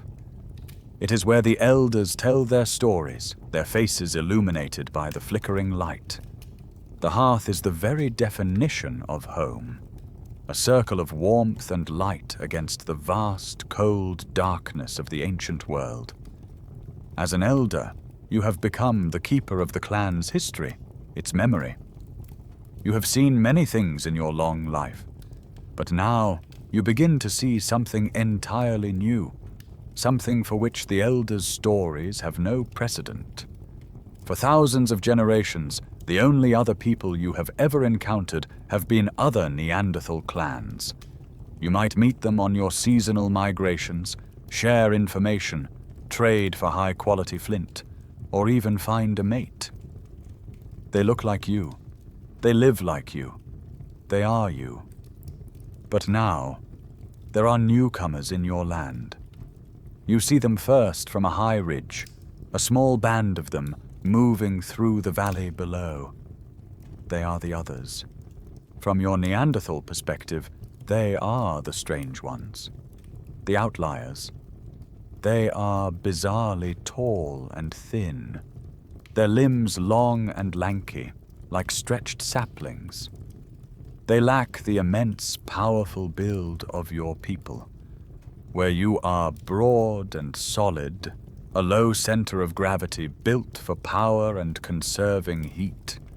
They are narrow and gracile, almost fragile-looking. You wonder how such creatures can possibly survive the biting cold of a real winter. Their faces are even more alien. They are flat, pushed in, with small noses and weak-looking jaws. Most unsettlingly, they have virtually no brow ridge, giving their faces a permanently surprised and juvenile look. And they have chins, strange, bony points sticking out from the bottom of their faces, a feature none of your people have ever possessed. You watch them with a deep, cautious curiosity. Their ways are not your ways. Their tools are different. While you have perfected the art of the stone flake, they seem obsessed with making tiny, sharp slivers of stone, microliths, and setting them into handles of bone and antler. They use these materials far more than your people do, carving intricate barbed points for their spears. Their entire toolkit seems lighter, more varied, and somehow more disposable than your own trusty, heavy-duty Levallois points and hand axes. The greatest difference is in how they hunt. One afternoon, you watch from a hidden vantage point as a few of them stalk a wild ass. You expect them to move in close for the kill, to show the courage and strength required to face the animal head-on. But they don't. They stop at a distance that seems absurdly safe, and then you see the new technology, the weapon that is so alien to your way of thinking. One of them uses a strange, hooked stick, a tool that will one day be called an atlatl, or spear thrower. Placing the butt of a long, light spear into the hook, he whips it forward with a powerful flick of the wrist. The device acts as a lever, multiplying his force, and the spear flies through the air with astonishing speed and distance, striking the animal in its flank. It is brutally effective, but to you, there is something unsettling about it. It seems a cowardly way to hunt, to kill from so far away, without looking the prey in the eye and honoring its strength with your own. They are also incredibly noisy. Their voices are different, a higher, more fluting range of sounds. and they talk incessantly, a constant stream of chatter that echoes through the valleys. Your own people's communication is more measured, more economical, with long periods of shared, comfortable silence. This endless chattering strikes you as a sign of nervousness, a lack of confidence in their environment. For now, your interactions are limited to these distant observations. You see their smoke in a distant valley, and you make sure your own fire is small. You find their strange footprints by the river, and your clan decides to find water upstream for a while. They are a new and unpredictable element in your world. Are they a threat? Are they competition for the same scarce resources? Or are they just another part of the changing landscape, like a new predator or a sudden drought, to be watched, understood, and adapted to? You do not know. You only know that the world, your world, which has been the sole dominion of your people for longer than the oldest stories can remember, is no longer yours alone. The seasons turn into years, and the years into decades. The newcomers, the Graysill people, do not pass through and leave. They stay. Their presence in your world becomes a new, permanent feature of the landscape. And over the long span of your elder years, you witness the beginning of a complex and deeply ambiguous relationship, a tense coexistence that will define the final chapter of your people's story. It is not a simple tale of war, nor one of peaceful brotherhood. It is both, and neither. It is a messy, complicated, and deeply human saga. There are times of fear, of violence.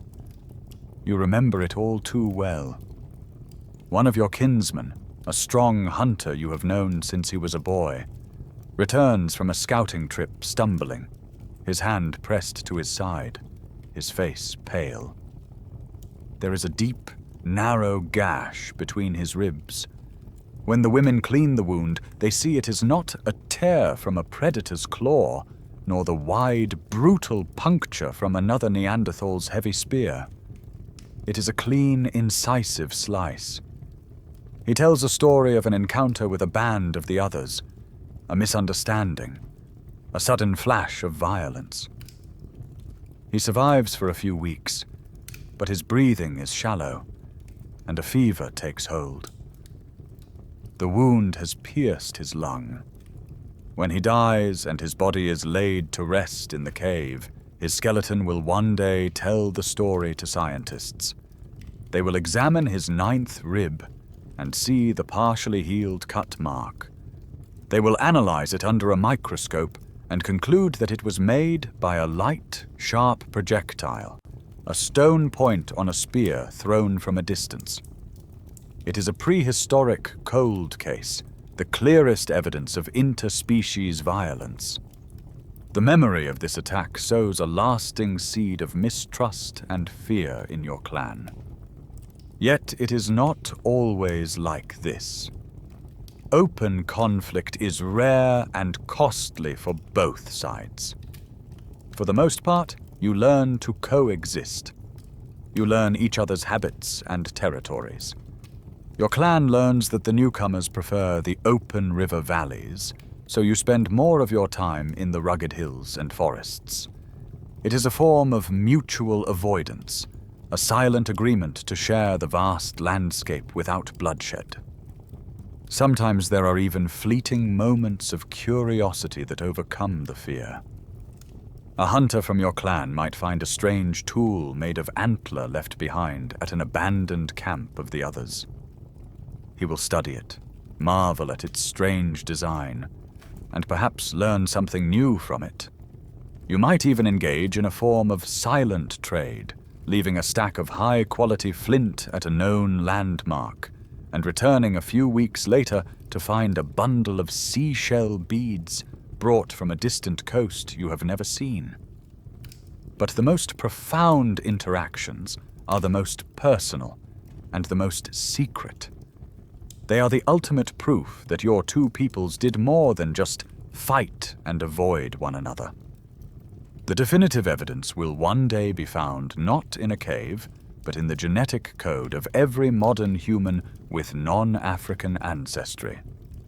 That 1 to 4% of Neanderthal DNA they carry is a living echo of these ancient encounters. It is the undeniable truth that at some point, somewhere, your two groups met and saw each other not as enemies, not as strange and alien beings, but as partners. You may have even witnessed such an event yourself in your long lifetime.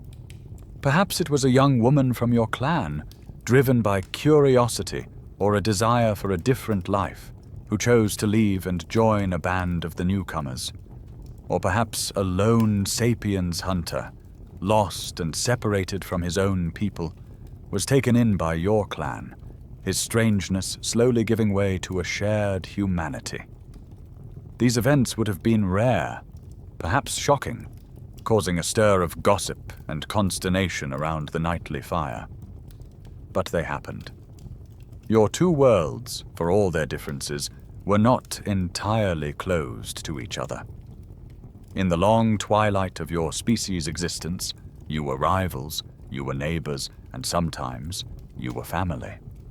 As you sit by the fire, your gaze drifts across the faces of your clan. You see your own children, now grown with children of their own. You see your nieces and nephews, and the mates they have brought from other clans.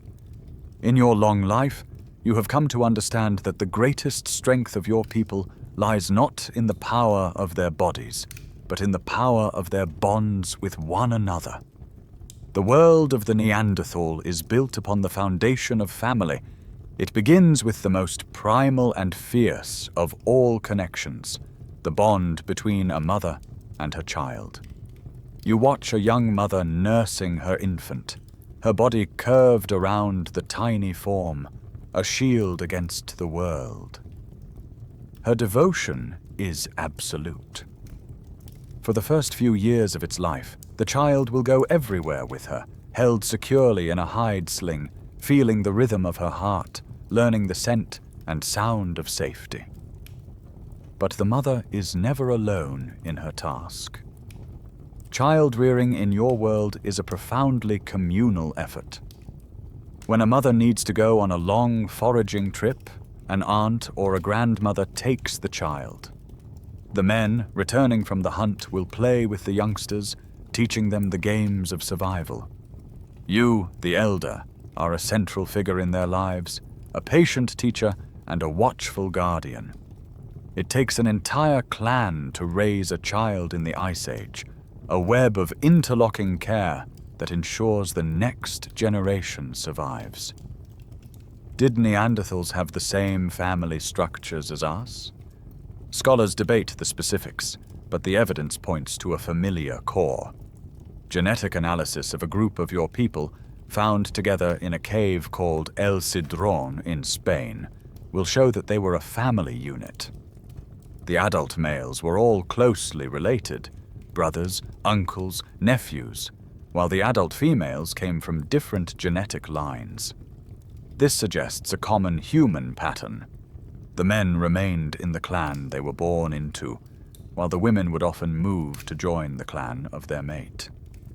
You have seen it yourself. You have lived your entire life in the shadow of this mountain, while your own mate, the woman who cared for you after your accident, came from a clan a week's journey to the east. And what of the bond between partners? Did your people feel love? You need only to look back on your own life for the answer. When you were broken and helpless, a burden on the clan, you were not just cared for out of a sense of duty. You were cared for with a tenderness and a fierce loyalty that can only be born of a deep, lasting emotional attachment.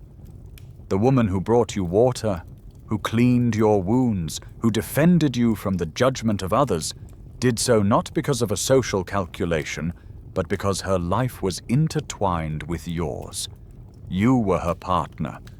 While we can never know the specific rituals or customs of your marriages, your own survival is the most powerful evidence that deep and enduring pair bonds were a central part of your social fabric. This complex web of relationships creates a rich, emotional landscape. Your people are not the unfeeling brutes of caricature. You have lived a life filled with the full spectrum of what it means to be human. You know the pure, uncomplicated joy of hearing children's laughter echo from the cave walls.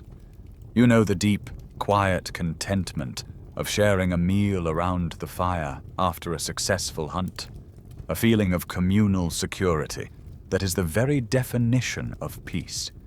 You know the flare of anger at a moment of injustice and the slow-burning resentment of an old grudge.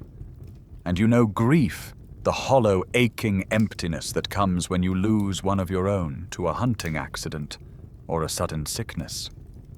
You feel it all, and in these feelings, the 50,000 years that separate your world from ours simply melt away. In a life as long as yours, lived in a world as dangerous as this one, you have become intimately acquainted with death. You have seen it come swiftly and violently in the chaos of a hunt. You have seen it creep in slowly with the wasting sickness of a long winter. And you have seen it arrive as a quiet, gentle release at the end of a long life. As an elder, you have sat by the side of many of your kin as they took their final breath, and you have witnessed the rituals your people use to navigate the profound mystery of loss. You watch as one of the old women, your aunt, finally lets go. Her passing is a quiet one. Her breathing, which has been ragged for days, simply stops. A deep, heavy silence falls over the clan. The normal routines of the day cease. The children, sensing the shift in the mood, fall quiet. There are no loud wails, no dramatic displays of grief, but a shared, communal sorrow that is thick in the air. The other women gather around her, their hands resting on one another's shoulders in a gesture of silent comfort. Your people mourn. The loss is not just emotional, it is practical. The clan is now smaller, weaker. A vast repository of knowledge about edible plants and healing remedies has just vanished from the world. Every death diminishes the group, making the long struggle for survival just a little bit harder. What happens next is one of the most important and human things your people do. Your aunt's body is not dragged out of the cave and left for the scavengers. To do so would be unthinkable. Instead, two of the younger men begin to work, using sharpened digging sticks and their bare hands to scoop out a shallow pit in the soft earth of the cave floor. They are digging a grave. When it is ready, the body is gently lifted and carried to it. They place her inside, curling her body into a fetal position, as if she is only sleeping. Her head is placed upon a flat stone, a simple pillow for her final rest. This act of deliberate burial is a profound statement. It is an act of respect, of remembrance. It suggests a belief that the body is more than just a piece of meat, that the person it once housed deserves to be treated with dignity, even in death. And sometimes it suggests something more. You remember the burial of another of your kinsmen, a man who will one day be known as Shanidar Cave. His burial was the subject of an intense debate that would rage for decades among the scientists of the future. When the archaeologist Ralph Selecki first excavated his remains, his team took soil samples from around the skeleton. Under a microscope, they found something astonishing. Dense clumps of pollen from at least 8 different species of wildflowers, including yarrow, cornflower, and hollyhock. Selecki's interpretation was beautiful and revolutionary. He proposed that your people had laid your kinsman to rest on a specially prepared bed of flowers, a final, colorful offering to the deceased. It was a poetic, deeply symbolic gesture, implying a complex understanding of beauty, ritual, and perhaps even an afterlife. This was the famous flower burial. But other scientists later proposed a more mundane explanation. They pointed to a small, furry resident of the Zagros Mountains, the Persian jurd, a species of burrowing rodent.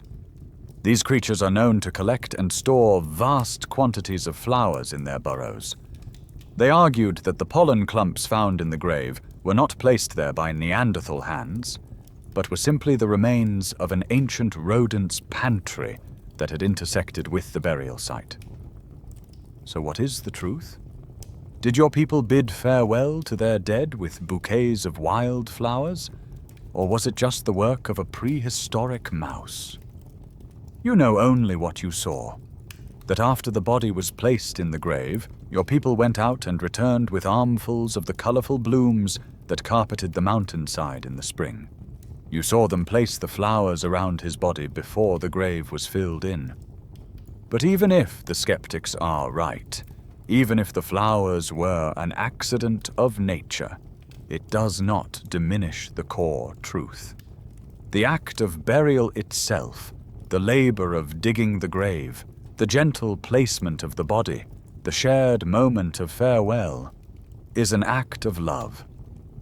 It is proof that your people understood the finality of death and chose to face it not with indifference, but with reverence and care. When a member of your clan dies, their strength and their skills die with them, but their memories, their stories, and their knowledge do not have to be lost. They can live on, passed to the next generation. In a world without writing, there is only one place where this vital inheritance can be stored, in the minds of the elders. And now, you are the clan's most important library. Your mind is a vessel, carefully filled over a long lifetime with your own experiences and with the stories of the elders who sat by this very fire before you. You are the keeper of the memories. Your primary role now is to pass this knowledge on, to ensure that the hard-won lessons of the past are not forgotten. The fire is your classroom, and the stories are your textbooks. In the evenings, with the children and the young adults gathered around you, you open the library. You tell them the stories that are the very soul of your clan. You recount the tale of the great bison hunt in the Box Canyon, a story you now tell with the weight of personal experience, reminding everyone of the courage and the strategy that filled their bellies for a whole season. You tell them the older stories, the ones your great-uncle told you, of a time when the winters were even colder and the glaciers crept down from the northern mountains to the very edge of your lands. You recite the genealogies, the intricate web of who is related to whom, who their parents were, and which clan their mate came from. This is not idle gossip. It is the social glue that binds your small group together, reinforcing the bonds of kinship and reminding everyone of their obligations to one another. You are the living record of your people's past, the historian of a world that will never be written down. But your stories are more than just history. They are vital survival manuals, their life-saving data cleverly encoded in the memorable form of a narrative. The young ones listen, enthralled, as you tell the story of two foolish children who angered the spirit of the river and were swept away by a sudden flood. For them, it is a scary tale. But what you are really teaching them is a crucial piece of geographical information, that the lower valley is prone to flash floods in the spring, and it is a place to be avoided when the rains are heavy. You tell them the story of the ancestor who, driven by hunger, ate a bright red mushroom and was struck down by a terrible sickness in his gut. The story is a memorable, almost frightening lesson in botany, a clear warning that will prevent them from making the same fatal mistake.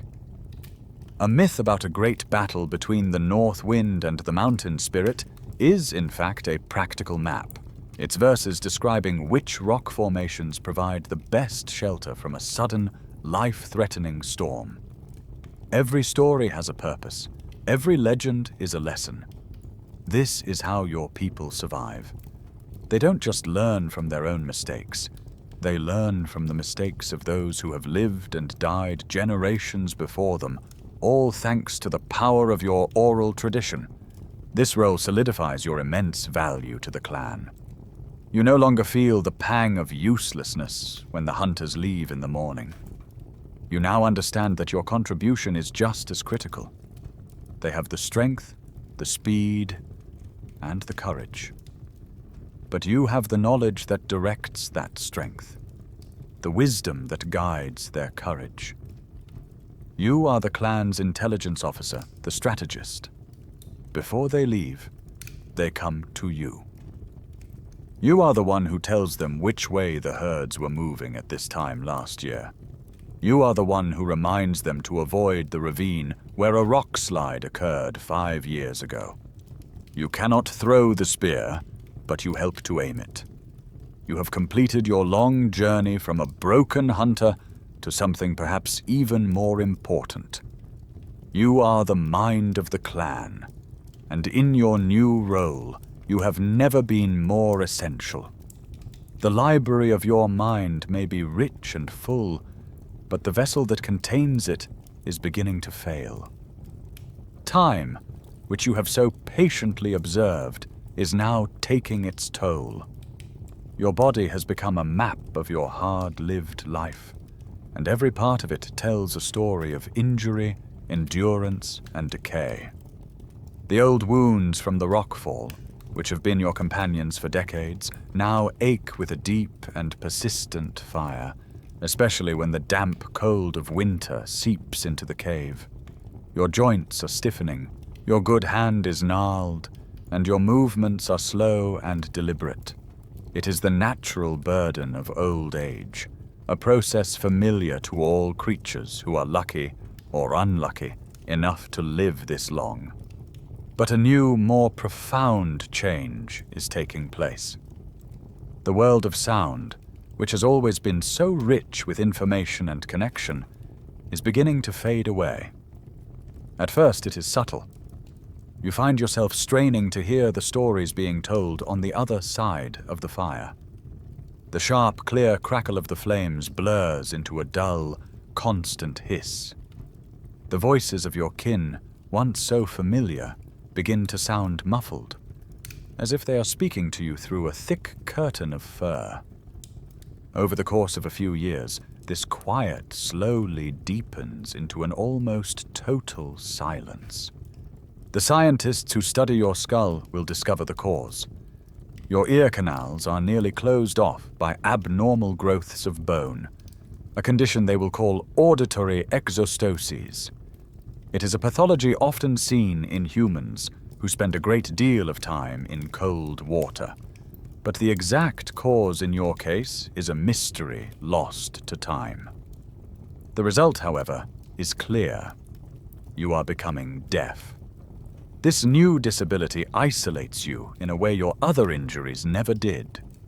You can no longer hear the warning cry of a lookout, the distant call of a returning hunter, or the happy chatter of your grandchildren. You are adrift in a silent world, a spectator to conversations you can no longer join. This forces you even deeper into your own mind, into the world of memory and observation. Your one good eye becomes more important than ever, your gaze constantly scanning the faces of your kin, learning to read their intent and their emotions in the subtle language of their expressions. And still, the clan cares for you. Your survival in this advanced state of decrepitude is perhaps the most profound testament to their compassion. There is no longer any pragmatic calculation to be made. Your knowledge is immense, but it is becoming harder to communicate. Your value now is almost entirely emotional, a value based on respect for your age, your history, and your place as the living heart of the clan's memory. Their care is constant and unquestioning. The children learn to approach you from the front, to touch your arm gently to get your attention before offering you a piece of fruit. Your mate ensures you always have the warmest spot by the fire, knowing that the heat soothes the endless ache in your joints. When the hunters return with a kill, the choicest, most tender cut of meat is still reserved for you. It is a gesture of profound respect. They bring it to you not because you are weak, but because you are the elder. You are the one who has endured. To be crippled, half-blind, and deaf in the unforgiving world of the Ice Age should be an immediate death sentence. But for you, it is not. Your continued existence, your place of honor by the fire, is the final, unanswerable argument for the deep and abiding humanity of your people. They are not just letting you survive, they are ensuring that you live your final years with dignity. From your silent world, you watch. Your long life has given you a unique perspective, a baseline of normalcy against which you can measure the world. And in your final years, you begin to notice that the world is changing in ways both subtle and profound. The familiar, comforting rhythms that have governed your life and the lives of your ancestors for thousands of generations are beginning to fray. The world is falling out of tune. It starts with the seasons. The winters, always harsh, now seem to bite with a deeper, more vicious cold. The snows come earlier and linger longer, burying the landscape in a thick, white shroud that seems reluctant to release its grip. The summers, in turn, become hotter and drier. The streams your clan has always relied on run low and sometimes disappear entirely by the end of the season.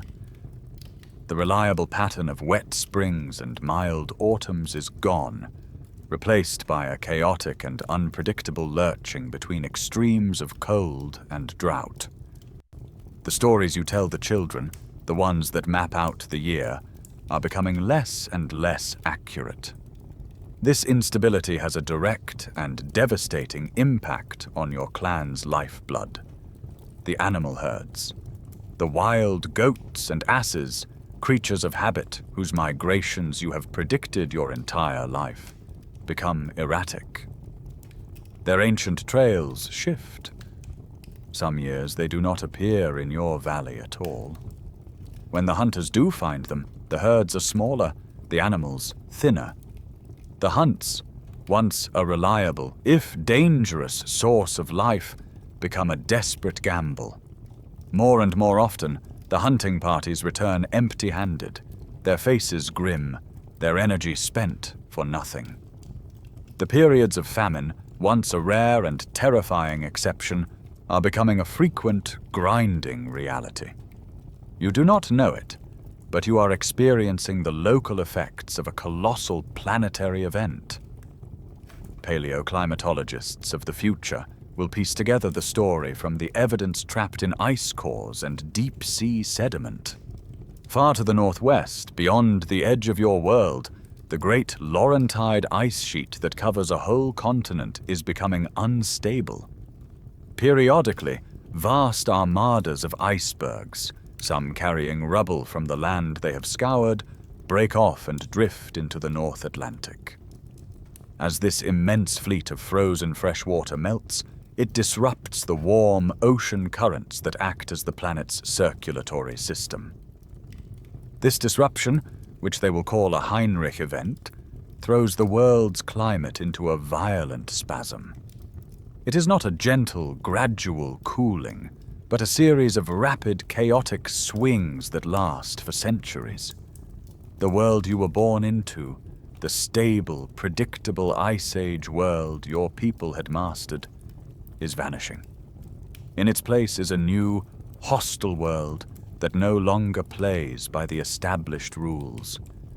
The deep ecological knowledge stored in your mind, your clan's greatest asset, is becoming obsolete. The world it describes no longer exists. A deep and unsettling foreboding settles over you. You have faced charging bison and stalking lions. You have survived being crushed by a mountain. But this is an enemy you cannot see, an enemy you cannot fight with a spear. It is a change in the very fabric of the world, and you feel, with the quiet certainty of the old, that it does not bode well for your people. The world is becoming colder and more unpredictable, but this is not the only pressure you feel. The changing climate is squeezing the resources of the land, and now you must share those dwindling resources with a growing number of competitors. The Grey Soil people, the newcomers, are no longer a rare and distant curiosity. In your youth, a sighting might have been the talk of the clan for a whole season. Now it is a weekly, sometimes daily occurrence. You see their smoke rising from valleys that have always been yours. You hear the strange, fluting sounds of their voices carried on the wind. And most worryingly, there are more of them. Their groups are larger, and their numbers are clearly growing at a rate your own people cannot match. Your people have always lived lightly on the land. Your clans are small, your populations sparse. It is the only way to survive. Your powerful, muscular bodies require a huge number of calories to function, and the Ice Age environment can only support so many high-endurance hunters in one territory. You keep your numbers low to ensure there is always enough to go around, but the newcomers seem to operate by a different set of rules. For reasons that are still debated by scientists, they seem to have a slight demographic edge. It may be that their slender bodies are more fuel efficient, requiring fewer calories to sustain. Perhaps their birth rates are slightly higher, or their infant mortality is a fraction of a percent lower. It does not seem like much, but compounded over 100 generations, this small advantage becomes an unstoppable force. Their population grows exponentially, while yours remains stable or even declines. The consequences of this slow, inexorable population boom are felt every day. The old, unspoken agreement of mutual avoidance begins to break down. There is simply not enough empty space left. The world is starting to feel crowded. One day, the women of your clan make the long trek to a familiar grove of pistachio trees, a place your people have harvested for generations, only to find it has been picked clean, the ground littered with the unfamiliar debris of the newcomers' camp. The hunters track a herd of wild asses for 2 days, only to crest a ridge and see another hunting party. The tall, slender people, already making a kill in the valley below. The competition is no longer abstract. It is for every calorie, every patch of land, every drop of water. The deer and goats your clan depends on are now being hunted by 2 different peoples. The roots and berries are being gathered by twice as many hands. It creates a new and constant tension, a low-grade grinding pressure that wears on your clan's spirit. Every failed hunt now carries a new question. Was it bad luck? Or was it because the others got there first? How will this story end? Was it a violent takeover, a prehistoric war of extermination, where the newcomers conquered your people with their superior weapons and numbers? While there were undoubtedly moments of brutal conflict, like the attack on your kinsmen, most of the evidence does not support the idea of a swift, genocidal war. The archaeological record does not show great battlefields littered with the bones of your people. Instead, it points to a much slower and perhaps more tragic conclusion. You are not being conquered in a great war. You are being replaced. It is not a raging fire, but a slow, rising tide. With every generation, the newcomers claim a little more territory, hunt a few more of the animals, and push your own people into the more marginal, less productive lands. You are being outcompeted, slowly squeezed into oblivion by the sheer weight of their numbers. The end of your people will not come with the bang of a climactic battle, but with the long, slow whimper of a people who find that the world they have always known simply has no more room for them. As you watch the world change, you see the slow, grinding machinery of your people's end. It is not one single thing, but a combination of many small disadvantages in a world that has become brutally competitive. The leading theory that the future men will develop is called competitive exclusion. It suggests that when two species compete for the exact same limited resources, the one with even a slight edge will eventually, inevitably, replace the other. The newcomers are not necessarily smarter than you. Your mind is a powerful instrument for understanding the natural world, but they are different, and in this new, unstable world, their differences are becoming decisive advantages. You see it in their technology. Their obsession with small, light tools, which once seemed flimsy, now shows its purpose. Their atlatl, the spear thrower that once seemed cowardly, is a brutally efficient tool. A hunter using an atlatl can throw his spear further, faster, and with more accuracy than you could ever hope to achieve with a hand-thrust spear. This means they can hunt more successfully while taking fewer risks. While your hunters still have to engage in the dangerous, close-quarters dance with death, risking being gored or trampled with every kill, the newcomers can strike from a safe distance. They suffer fewer debilitating injuries and expend less energy for a greater reward. An even smaller piece of technology may have made an even bigger difference. Among the tools the newcomers use is a tiny, sharpened sliver of bone with a hole drilled in one end, a sewing needle. With this simple device, they can stitch hides together with fine, tight seams. This allows them to create layered, well-fitted clothing that is far superior at trapping body heat than your own tied-together garments. In the bitter cold of a Heinrich event winter, this is a colossal advantage.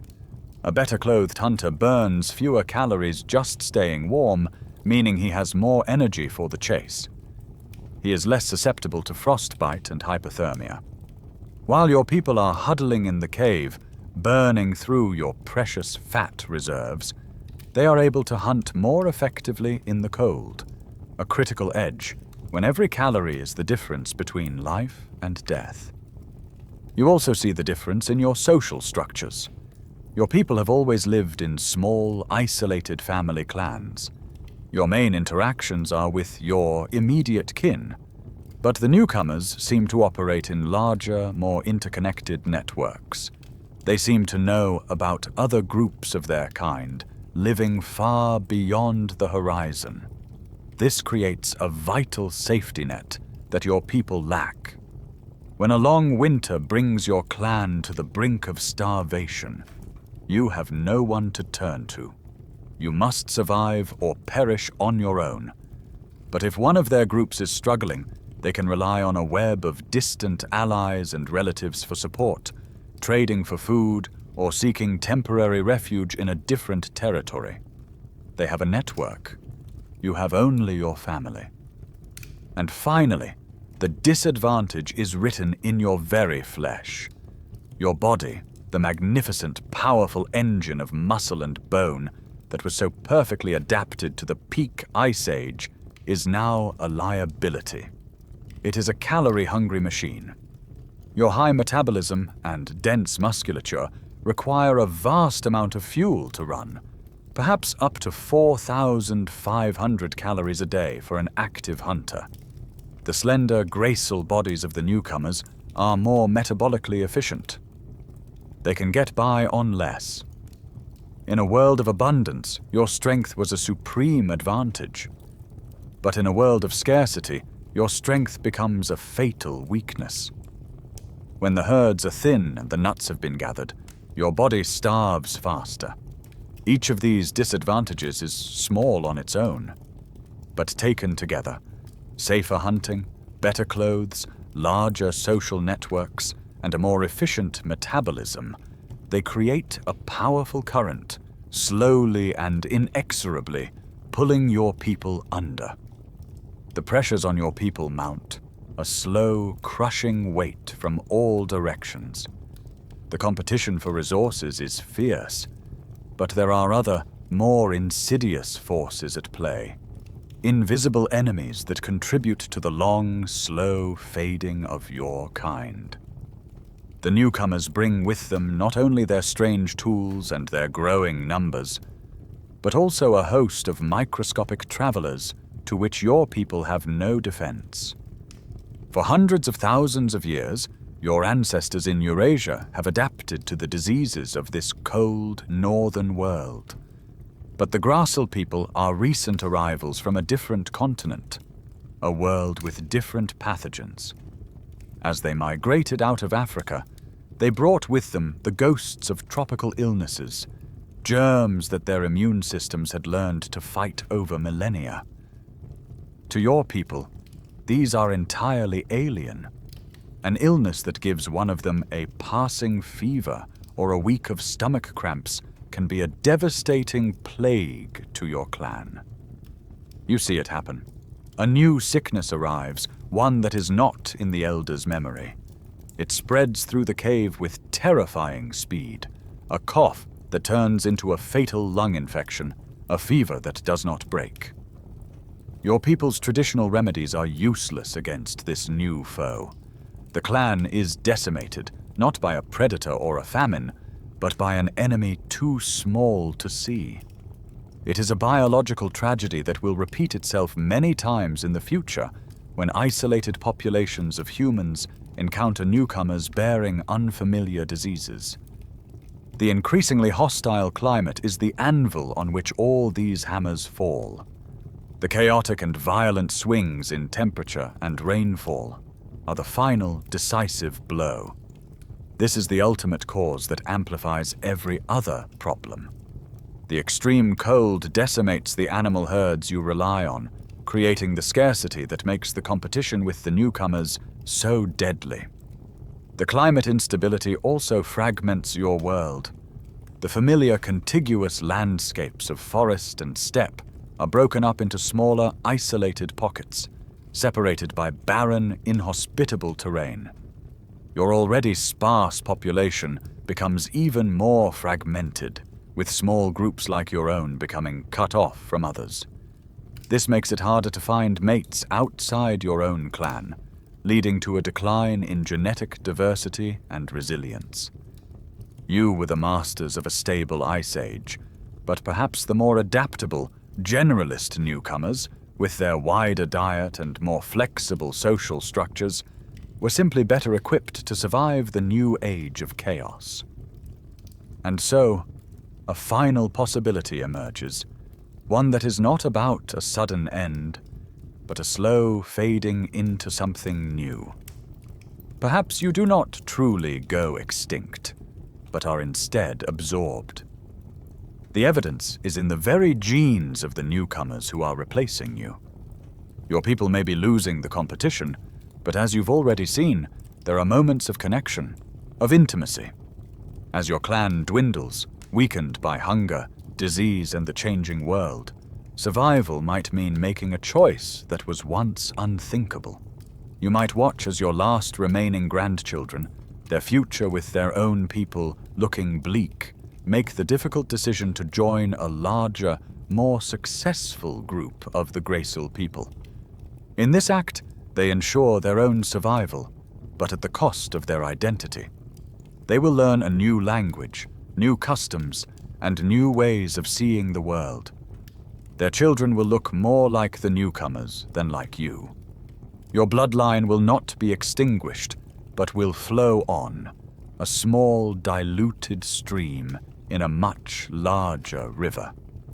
The story of your people, your culture, and your unique way of being human will end. This is the complex truth of the extinction. It was not a single event, but a perfect storm. It was a fatal cascade of climate change, resource competition, disease, and absorption. Your people were caught in an inescapable web and were slowly, inexorably erased from the world.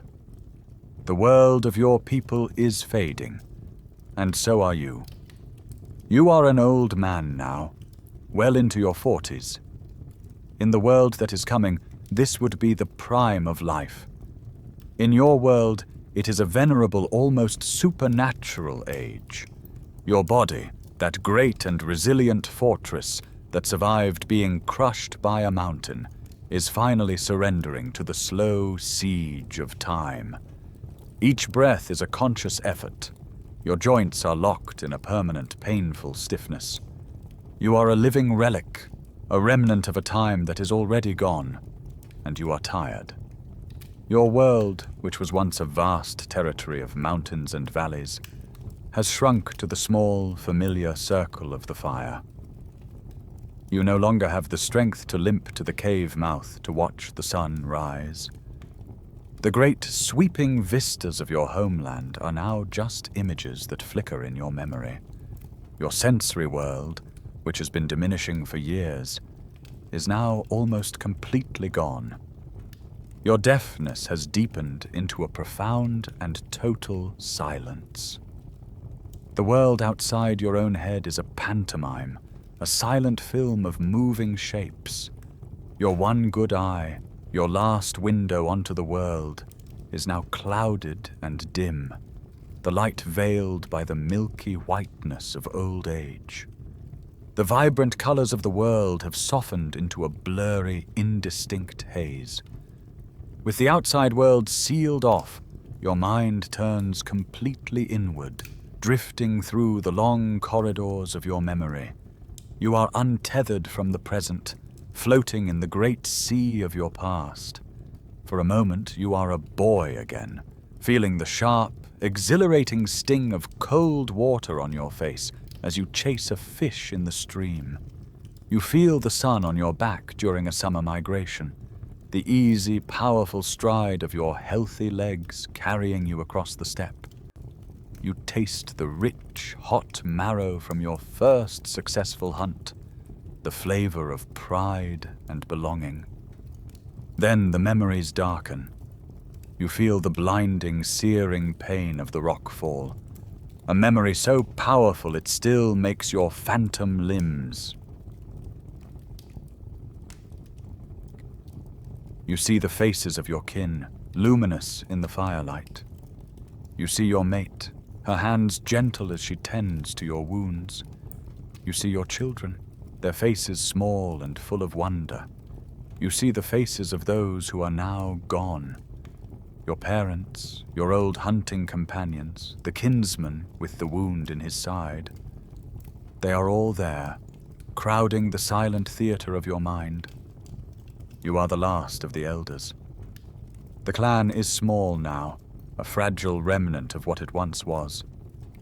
The newcomers are everywhere, their fires burning in all the best valleys. The future is a fog, and you know, with a certainty that needs no evidence, that your people's time is coming to an end. You are a living ghost, the last chapter of a long and magnificent story that is about to close forever. One afternoon, as you doze by the fire, you are jolted by a strange sensation.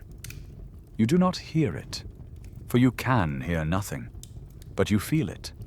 A low, deep, guttural vibration that runs through the stone floor and up into your bones. A fine powder of dust trickles down from the high, dark ceiling of the cave. You look across the fire at your granddaughter. Her head is cocked, her eyes wide with a flicker of confusion and a deep, instinctual alarm. The mountain, the great stone shelter that has been your people's home for millennia, has just spoken. The moment of confusion is brief. a final fleeting question. And then the mountain answers. There is no sound in your silent world, only a sudden, stomach-lurching heave as the ground beneath you drops away. For the others in the cave, the final moment is a deafening, all-consuming roar, the sound of millions of tons of limestone groaning, cracking, and then surrendering to gravity. For you, it is simply a violent, chaotic lurch into darkness. The fire is extinguished in an instant. The air is punched from your lungs, replaced by a thick, suffocating cloud of dust and pulverized rock. The roof of the cave, the great stone sky that has been the only constant in your life, the very thing that both broke you and sheltered you, finally comes down. It is a final, indifferent, and absolute end. You do not die alone. In that last, terrifying moment, you are surrounded by the last of your kin. The archaeological evidence will be clear. Your bones will be found in a cluster, an intimate grouping of individuals caught in a single, catastrophic event.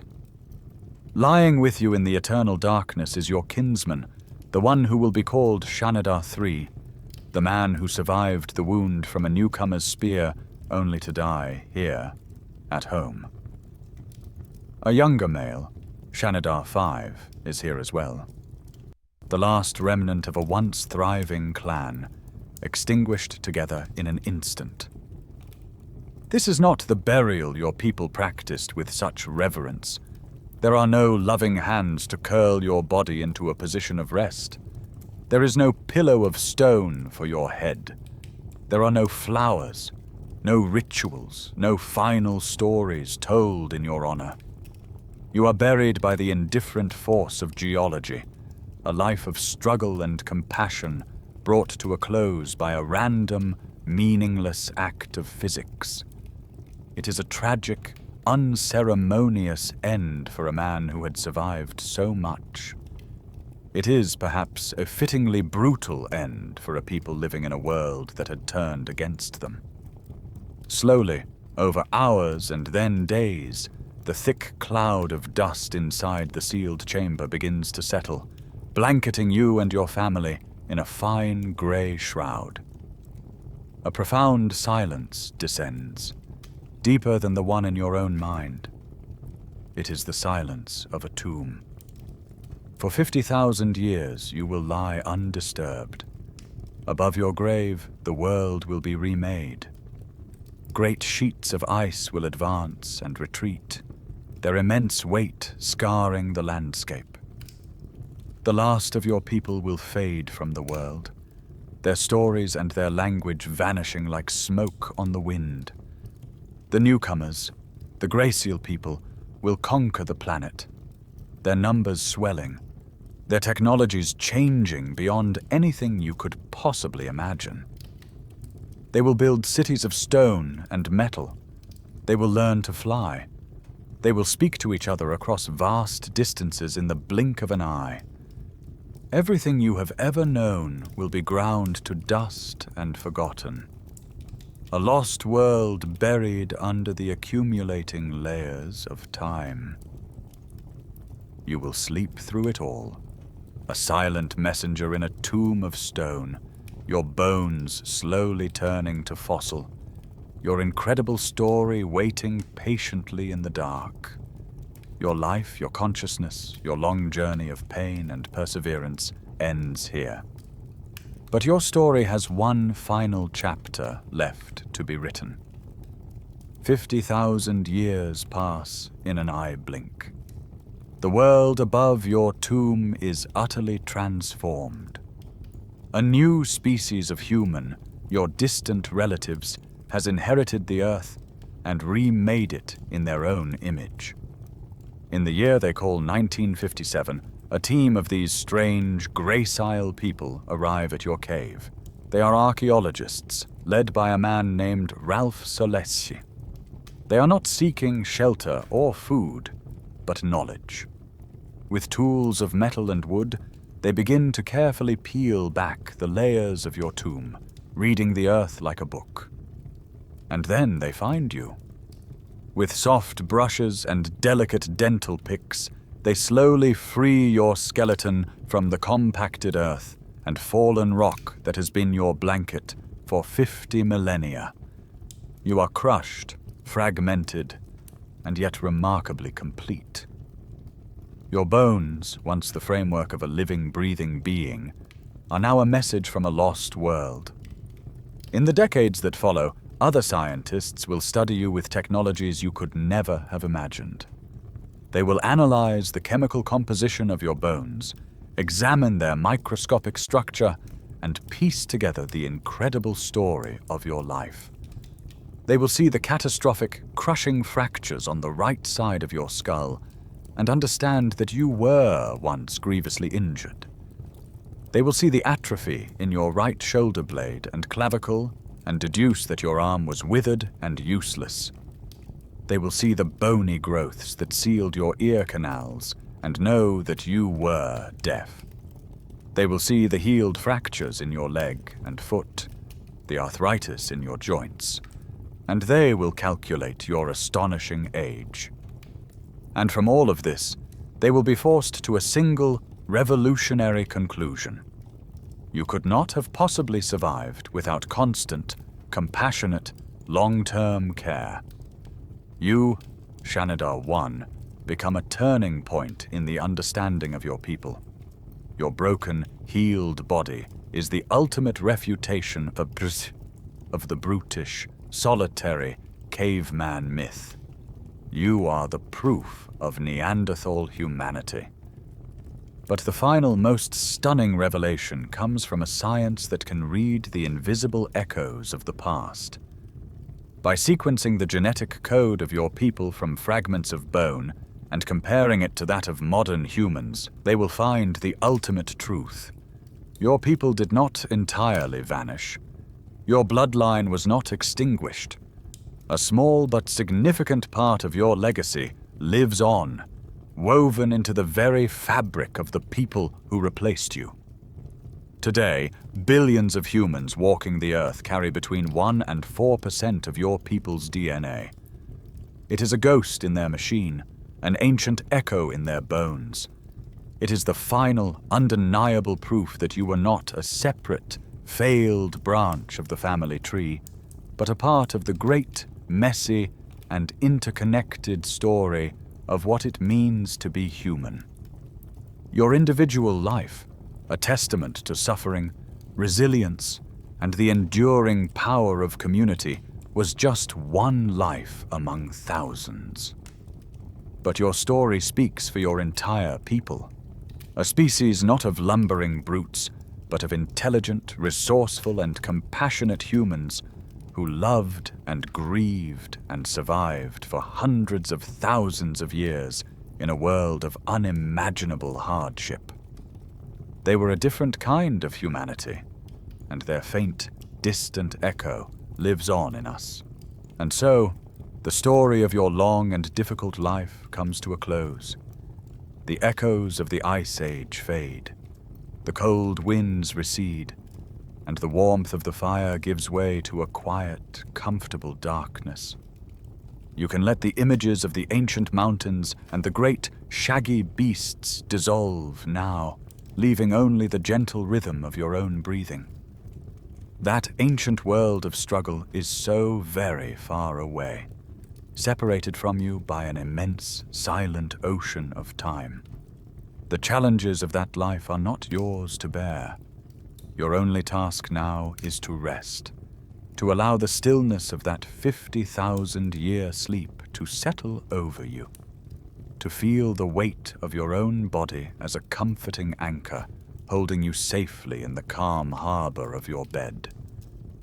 The journey is over. There are no more hunts to join, no more storms to endure. There is only this deep, profound, and well-earned peace. Just let the silence settle. Let the darkness soften. Let yourself drift.